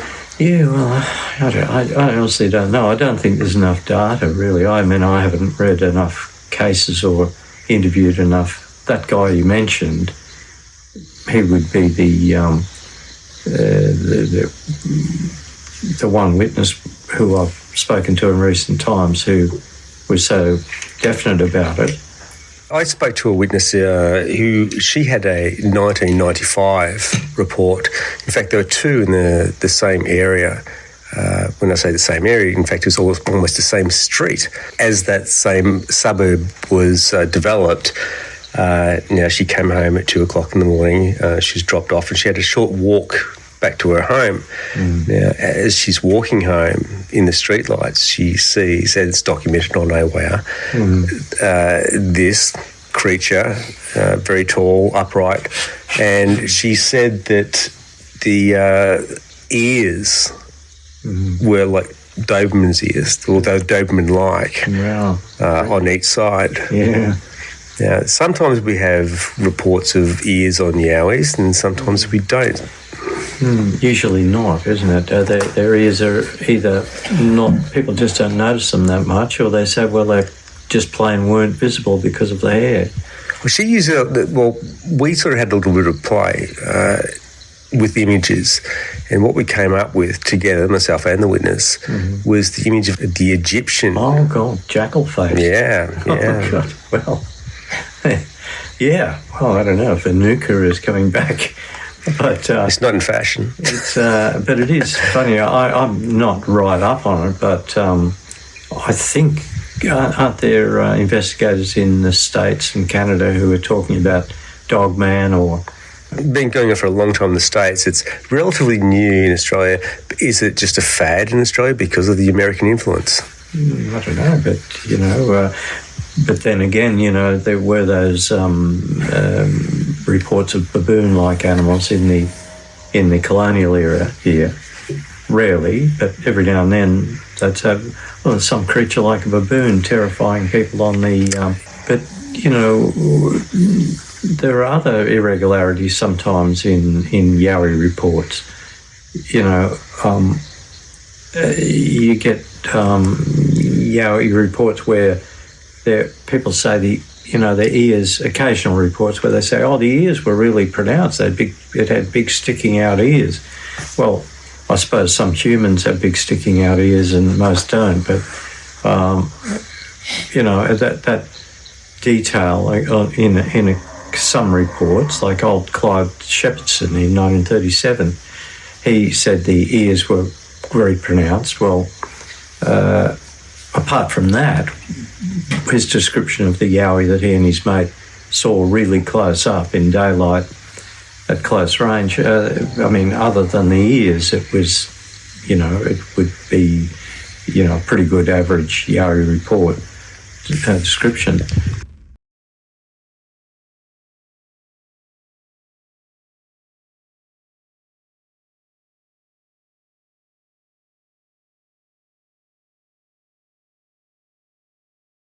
We are back for part 2 of Dogman Down Under. With only 25 minutes to go. Only 25 minutes to go in our proposed 2-hour time slot, which we'll see how we stick with that. Here's a picture I've got up on the screen there of Tony Healy. This is back in 19... Oh, what a young'un. Yeah, 1977 at Lochmora. I love that. He's a red beard gentleman. I know. Look at him. He's been doing it a long, long time. Both he and his co-conspirator here, one of my best friends, Paul Cropper, and of course they're authors of these books. Now, Paul and Tony first started collaborating in 1980. This book was produced in 1994, 95. Out of the Shadows. Now, interestingly, these are collector's items now. I was going to say, you're holding a piece of history that no one can get their hands on right there. Yeah. Well, these two are Australian cryptozoology icons, royalty, legends. They've done so much over the years. So this book here we found on eBay for over $300. They're really hard to come by. So we've got that one. That was their first book. And then the second one, I started to collaborate with them and we produced the Yowie. That's that one there. You can still get these in production, and that's great. It's a glossary of right from the start of the 1800s onwards. As we're Out of the Shadows, you've got all the Australian cryptids, you've got the thylacine, you've got basically everything that's been reported throughout our time. Then they wrote this book, Australian Poltergeist, and that's phenomenal. We were having a talk prior to this show about when they went up to Humpty Doo and they were investigating a poltergeist, essentially, and these rocks just started dropping out of the roof. Now, Paul, being the skeptic that Paul is, for me, I thought that is, how good is that he's seeing something with his own eyes for once, and they're coming down right through the roof, but they're not making a hole in the roof, and they're witnessing the whole thing. This is why they were there, and they had reporters there and everything. It was happening in front of everybody. Stones were dropping through the roof, but not making any sort of marks or anything like that. How does that work? Stuff came through the wall, and it didn't make a hole in the wall, but they still came through. Doesn't make sense, does it? It doesn't. And I had a situation like this myself. It was probably about 7 years ago. And I'm driving my car and I see this rock. Oh, when I say rock, it would have been about yay big. It was coming straight for me. And there's no one there to have thrown it, but it was coming straight from a windscreen. And okay, first of all, your mind's rock and rolling here going, you're wondering, how is it, why is it? And on that particular trajectory, it hits the windscreen, and it comes through the windscreen, and also the rear vision mirror. This is a BMW X5. And it hits that, comes through the windscreen and through the bottom of the base of the rear vision mirror, and it lands in the back of the car, right? Incredible, absolutely incredible. The windscreen wasn't touched. And so when I hear this happen, and it does happen, and it can happen, I'm going, oh, then, I'm already asking what was that? Yeah. But now it's sort of putting things in more context that it happens to somebody else. It was just incredible. I've never experienced anything like that before. Surely you did something with that rock. Like, I would have made an amulet or something out of that. I could not find it. You're joking. No. I searched high and it landed in the back. Bang, ching, ching, bang, bang, bang, bang. First of all, was the crack. I saw it go past my head, this far away from my face, and it went straight through landed in the back, bounced around, ching, ching, ching, ching. So it had like a fair bit of velocity to it. Oh, it was moving. Yeah. I cannot explain it. To this day, I cannot explain it. But then when Tony was sitting in my lounge room the other night, because he just spent the last week with me, and he was explaining that time at Humpty Doo and all those stones coming through without making a mark, I'm going, ooh, I've got a story about that. I wonder how many people that happens to. Okay, so the latest book this year is the Yowie File. This is the latest, greatest, and the last of the trilogy. So if you haven't got your hands on it, get it now while they're still in stock. Amazing stuff in there, really, really good stuff. I mean, they've dotted their I's, crossed their T's, and yeah, a lot of work. We all work together on that. All right, so moving on, we'll get to our last audio file, and that's Pablo's at Woy Woy. All right, let's do it. Let's do it. And then after this, we'll have a chat about that, and then we'll get into some listener questions. So I've got about 10 or so kind of lined up, so we'll try and get through as many as we can. While this is playing, this is going to be your kind of last chance to ask questions, just because it's I'm a simple man, Dean, and when there's too much stuff kind of flashing on my screen, I can't deal with it. So get your questions in now, and we will answer those following suit. Your wife's driving and she sees some kangaroos on the road. She's dropped her speed to about 50 or 60 kilometres an hour. So probably 50, 60 kilometres at the most. Now, the kangaroos are spread to both sides of the road. One goes to the left, and you think another one's come back out at that stage, or you're thinking at this moment that it is a kangaroo. As this thing's next to you, how far away from the side of the car was it from you?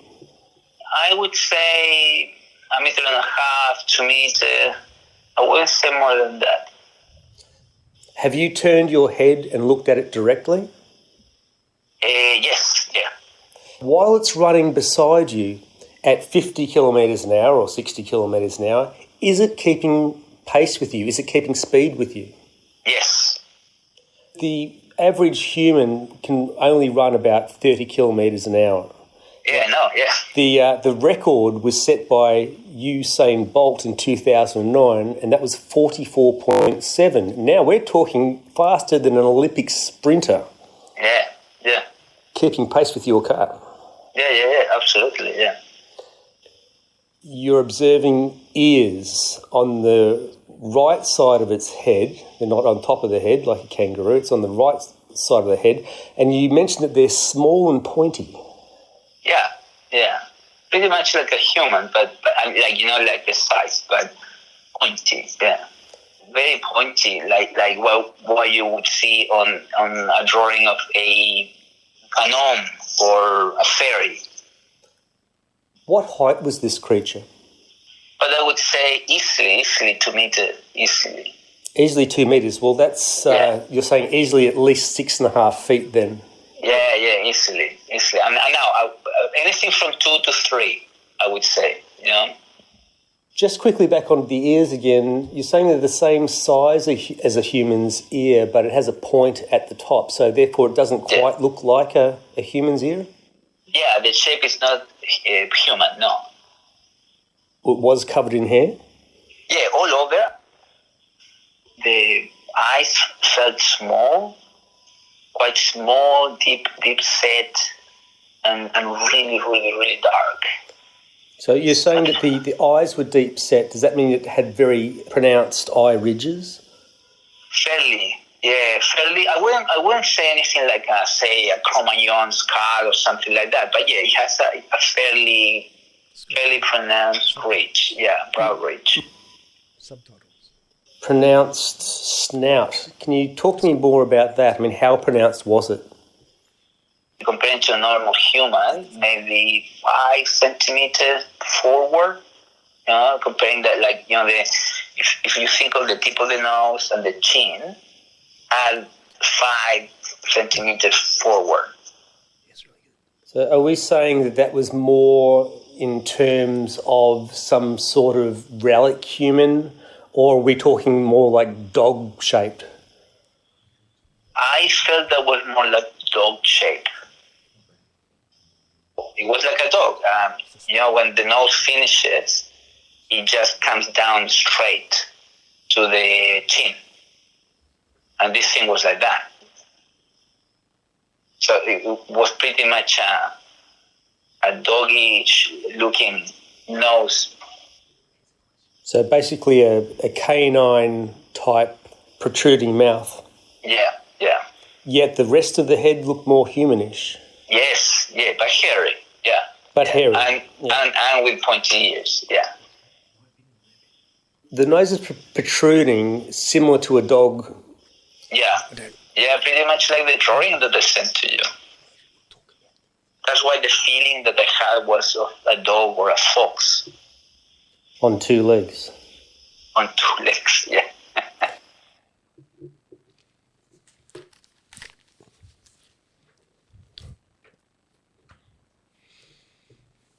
If that encounter there, Dean, doesn't make you question the reality of, like, does Dogman exist?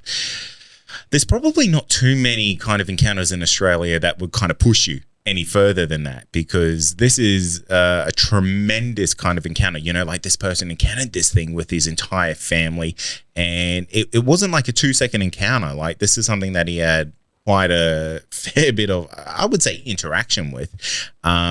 He was so able to, like, recognize or understand the features. Like, he was able to reproduce this drawing himself. So I don't know if you find this, but I find, like, when people have these very traumatic encounters, like, they kind of imprint that moment in their mind almost forever. And it's obviously done this for this gentleman. Like, he's done this incredible rendition of it. Like, you can see the biceps, the triceps, even the forearm muscles. Like, he was able to fully, I guess, develop everything that he saw. Like, does this kind of make you question, like, did this guy see a dog man? Like, where does this kind of sit in the reality of this creature for you?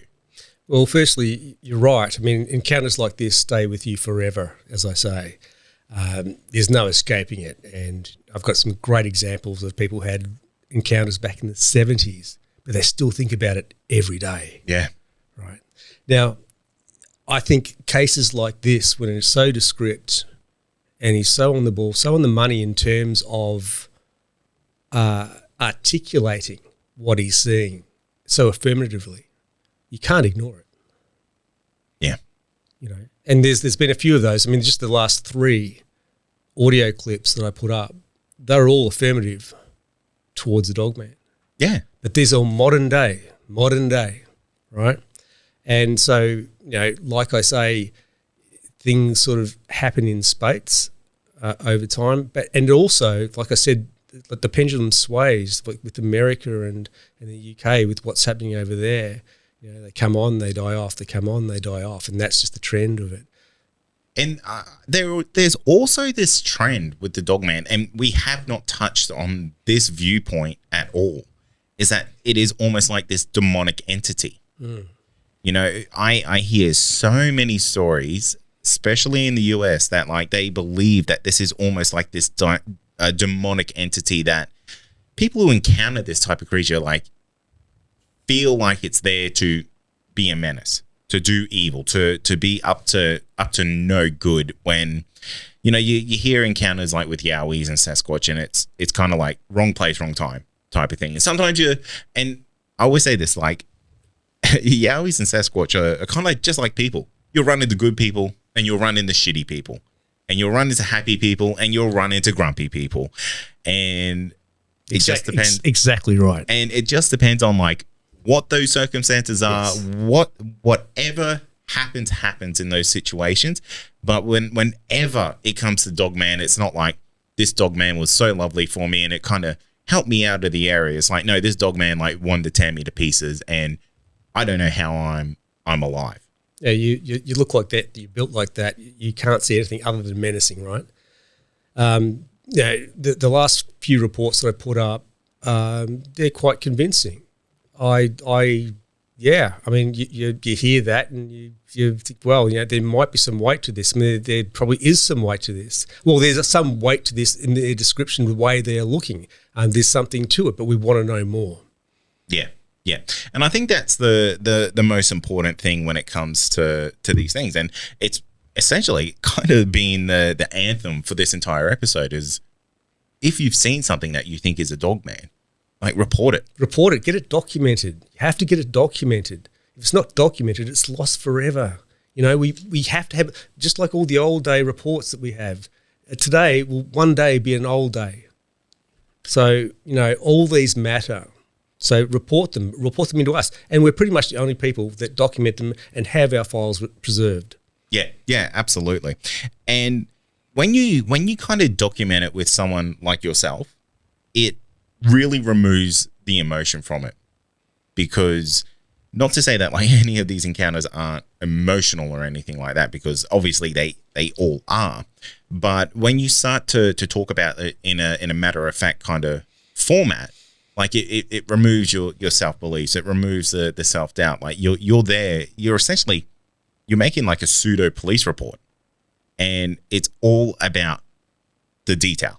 It's not about how you felt. It's not about how this affected you for the rest of your life. This is, tell me what you saw, tell me how it interacted, and tell me what this thing did.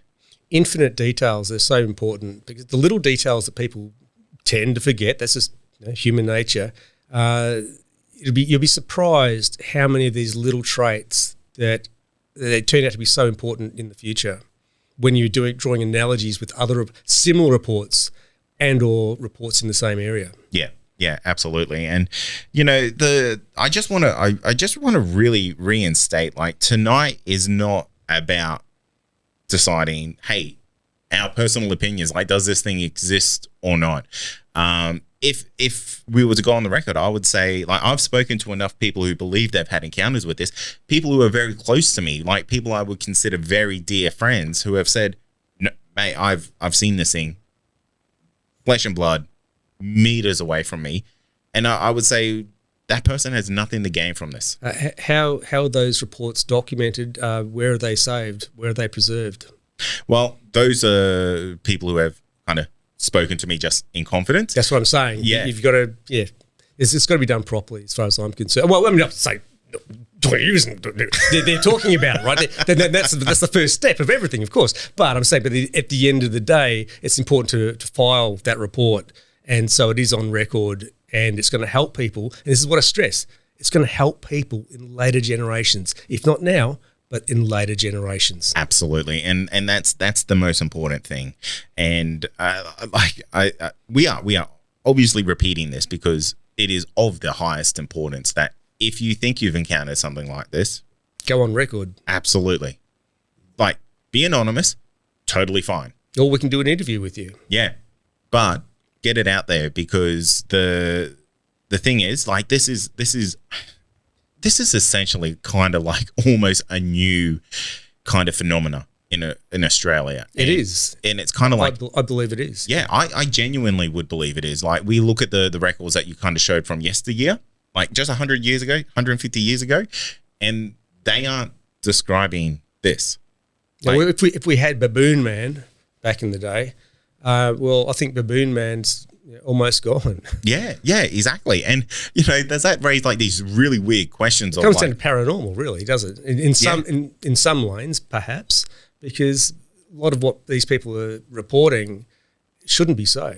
Yeah.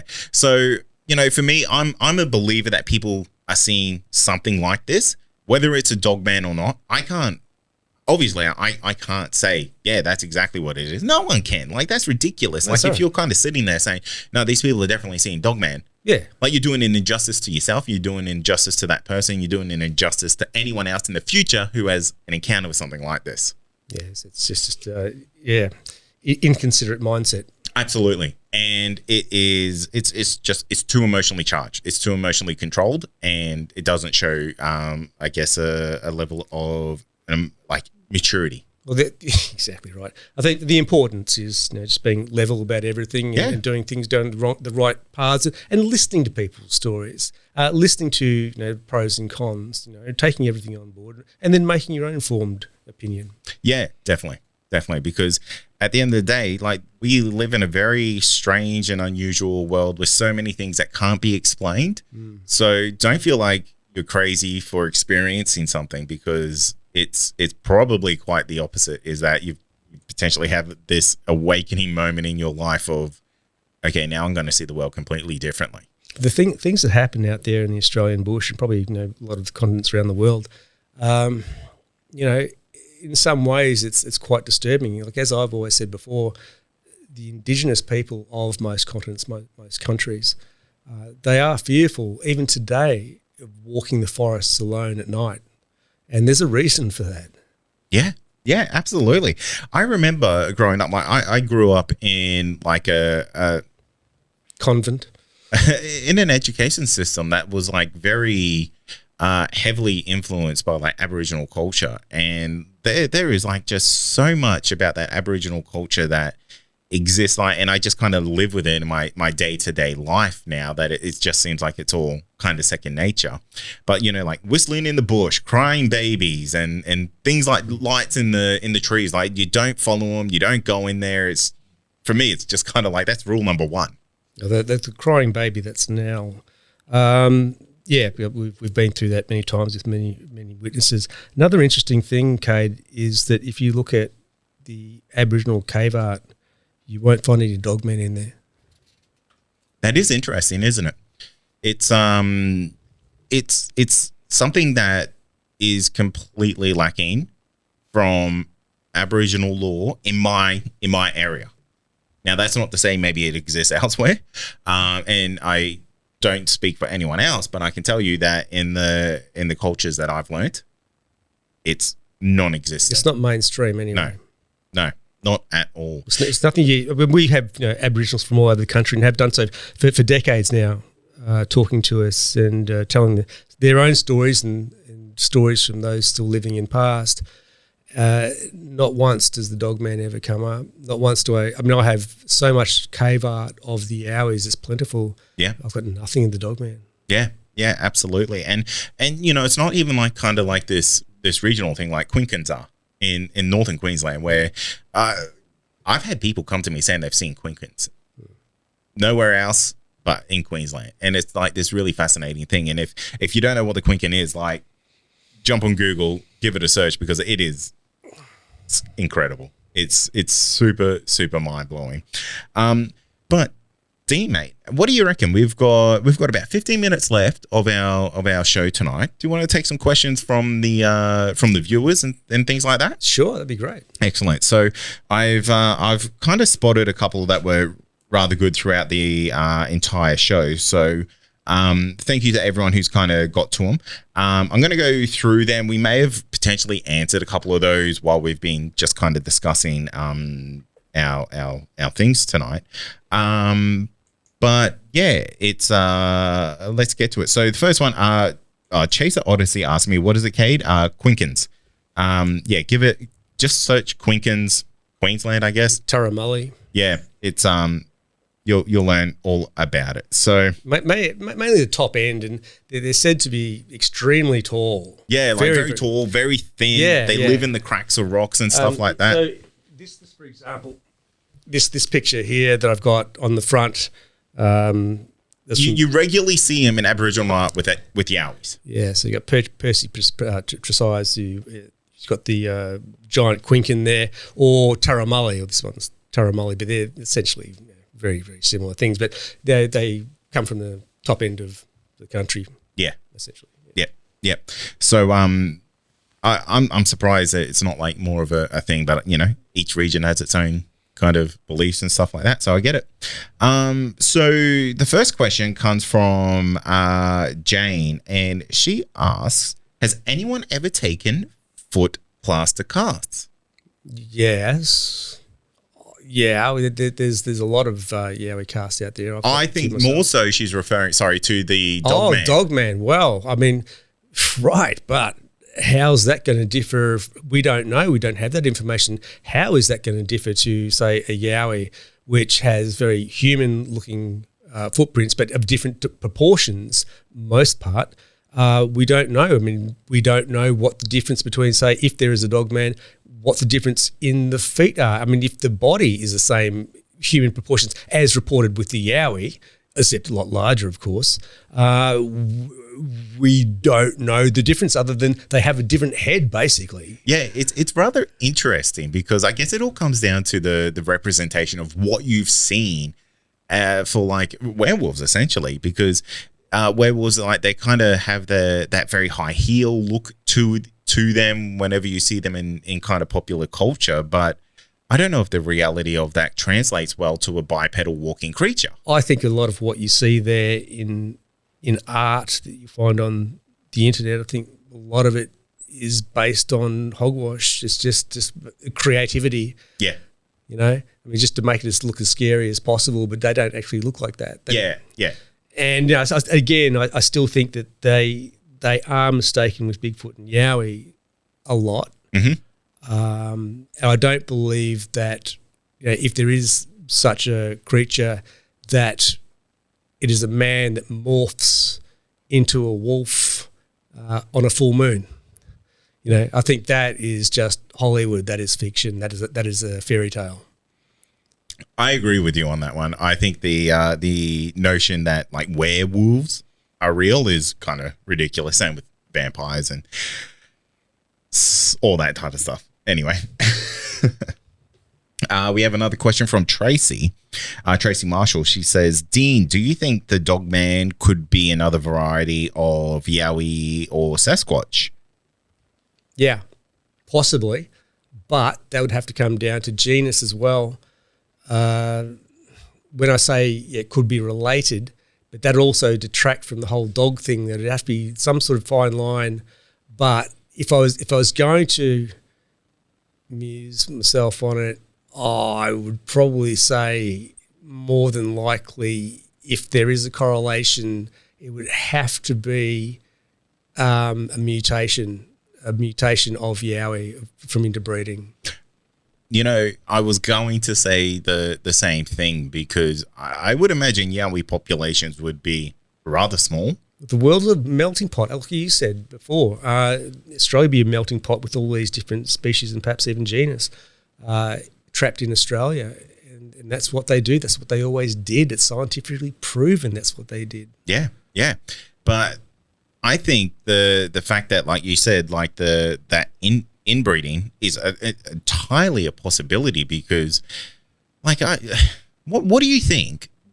And this very much putting you on the spot, but if you had to take a wild guess based on all the reports that you've taken, like, what would you think the Yowie population in Australia would be? Oh God, I get asked this. My response typically and generically is there's no shortage of them. Yeah.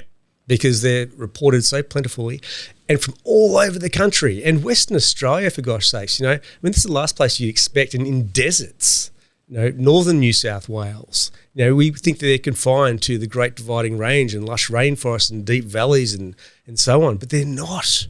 It's Broken Hill, Mount Isa. Yeah, I was going to say, I've had reports of Yowies on cattle stations in Mount Isa. Exactly. And it doesn't make sense. Like, that is incredibly remote. It's incredibly flat. But then again, you look at humans, wild humans won't live there either. But they do. Yeah. And they do travel through there. Might not live there, but maybe they're just travelling through. Yeah, maybe. But maybe. On the most part, home's home, as I always say. Where they have their homes, they might wander, but they generally always come back. Yeah. You know. But, you know, as far as...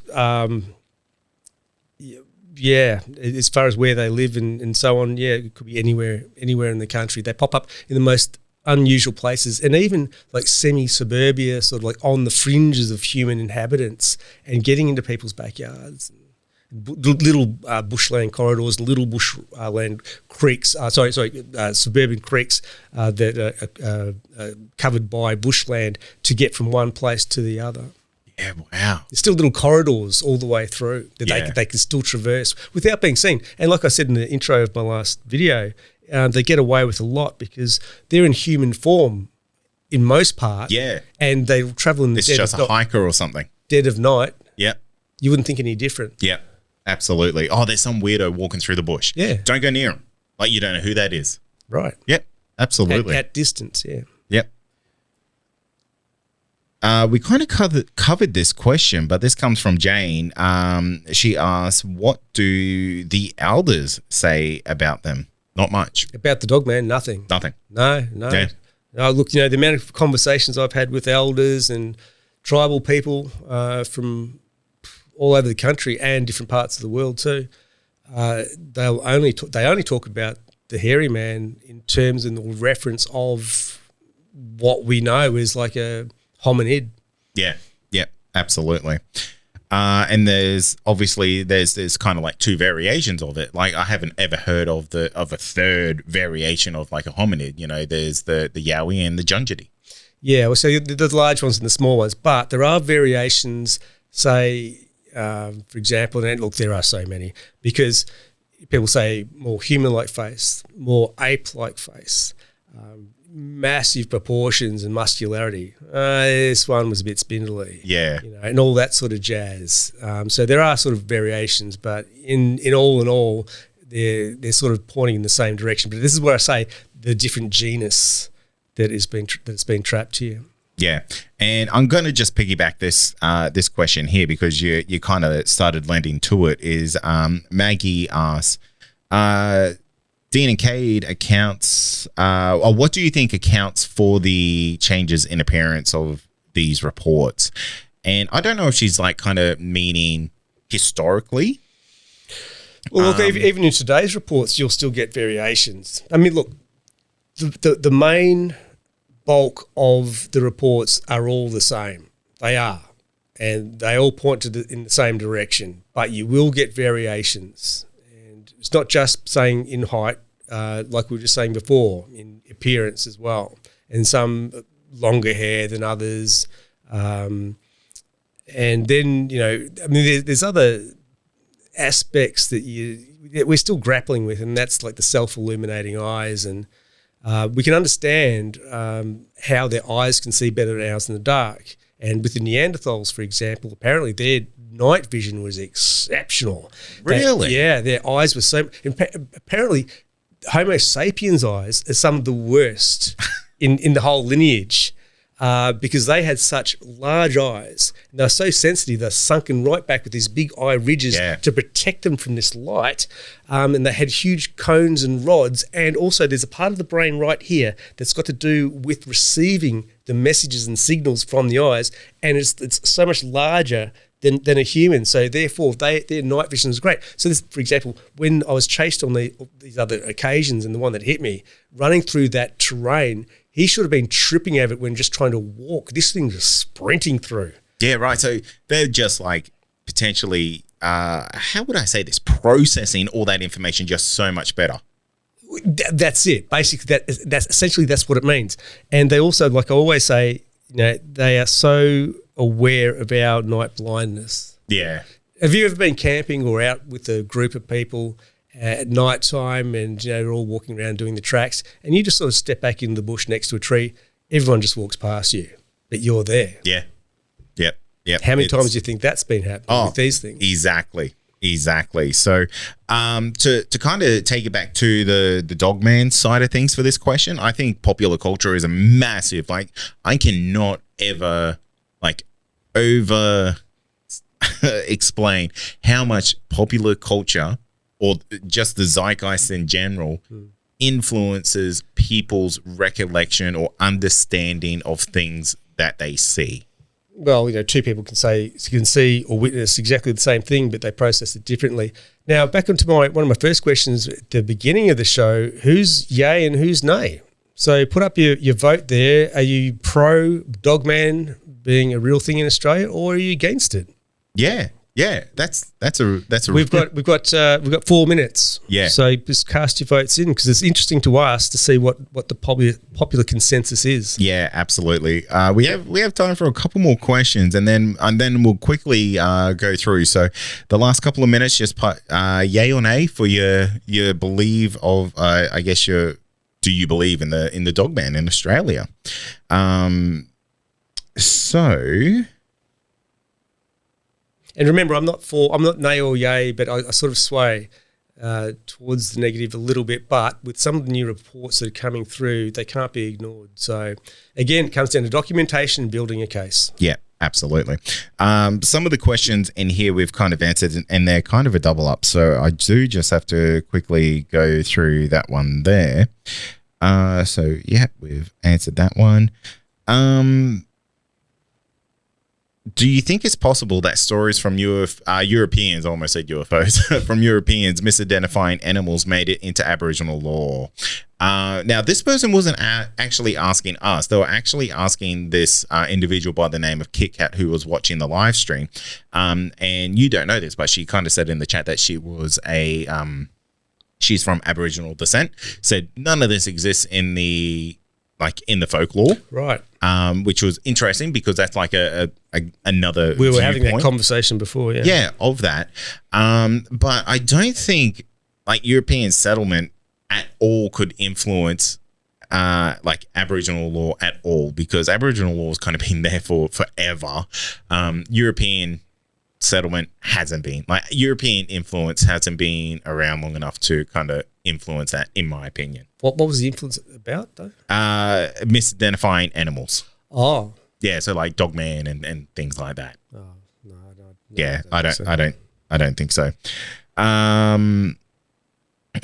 Okay, we do have something here from Shane. Shane, very good supporter of the show, always chimes in all the time. I think I know Shane. Yeah. He's asked about portals. That's a whole other show. Yeah, absolutely. So yeah, well, yeah,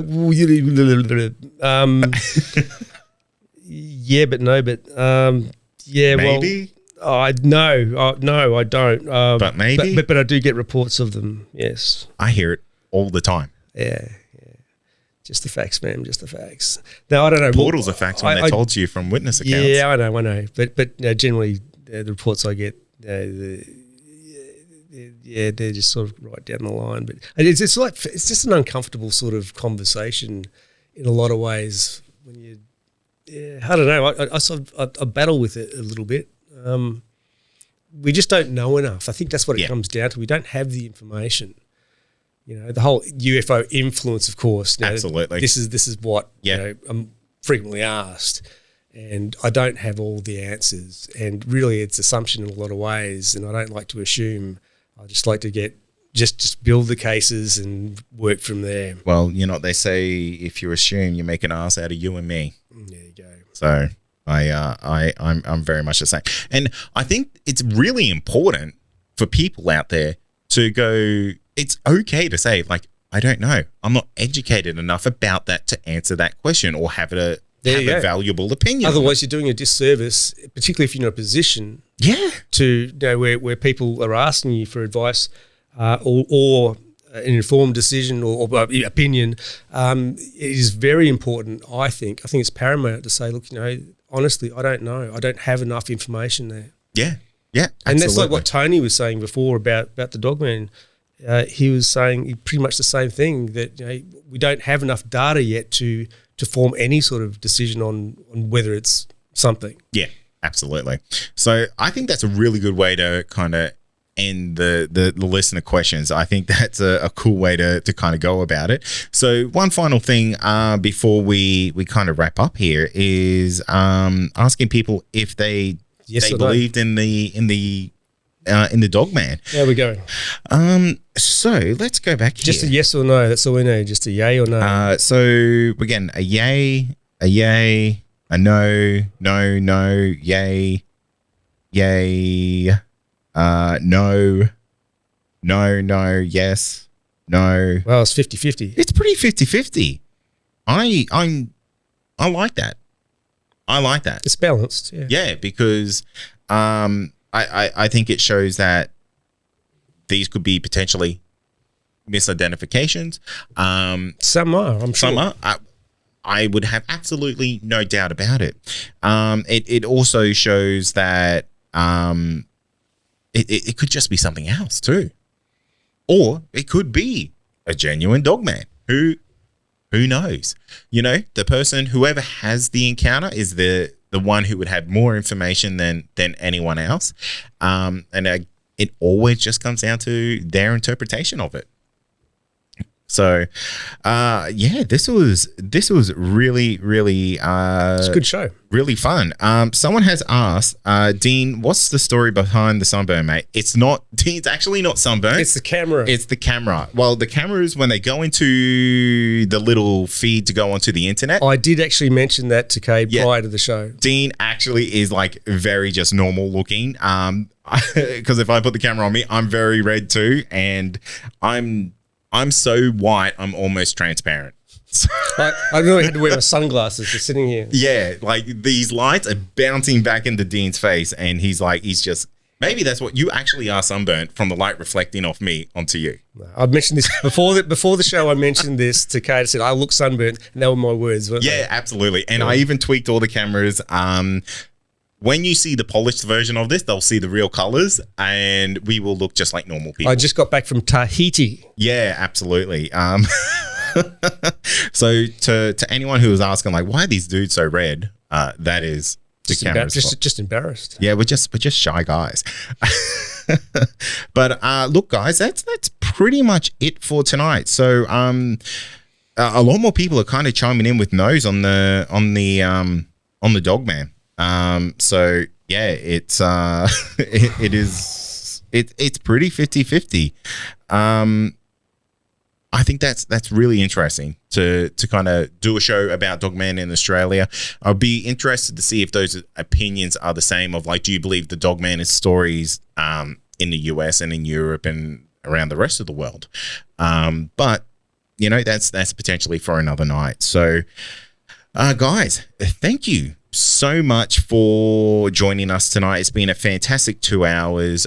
Dean, thank you so much for making the trip up to Cairns. It's always a pleasure to hang out with you. Our night's kind of just beginning. Well, we'll go to the after party later. I'm going to get a face tattoo, and I have a live tiger being put in my room right now. Yeah. Well, that's the only way that you'll you can do it when when you're in Cairns. But thank you so much for everyone who's joined us tonight. Thank you for all the positive and negative comments. It all helps because it adds all to the discussion. Because, you know, there's two sides to every coin, and I genuinely do love hearing both points of view when it comes to it. It's very important. Yeah, absolutely. So thank you to everyone who's joined us tonight. It's been a real pleasure. Guys, if you obviously haven't subscribed to the podcast, please do. It would be a supreme help to the podcast. So season 19 will be dropping in 2 weeks. So if you are interested in that, head on over and subscribe. Obviously, we're doing a lot more video when it comes to the podcast. This is going to be released as a mega episode on the main feed. So if you like this, you'll hang around, and I'll do a much more polished version, and we'll get this looking really slick because we're fairly limited to what we can do in the live stream when we haven't got any producers here or not. You've probably noticed I'm over here pressing buttons like a madman throughout the whole lot. And I'm sitting over here looking sunburnt. Yeah, that's it. But guys, thank you so much. Be sure to like my page. Be sure to like the Australian Yowie Research page. Head on over and subscribe. It has been an absolute pleasure hanging out with you tonight. I've been Kade. You've been listening to the Believe podcast. That's Dean Harrison. And we will see you next time. All right.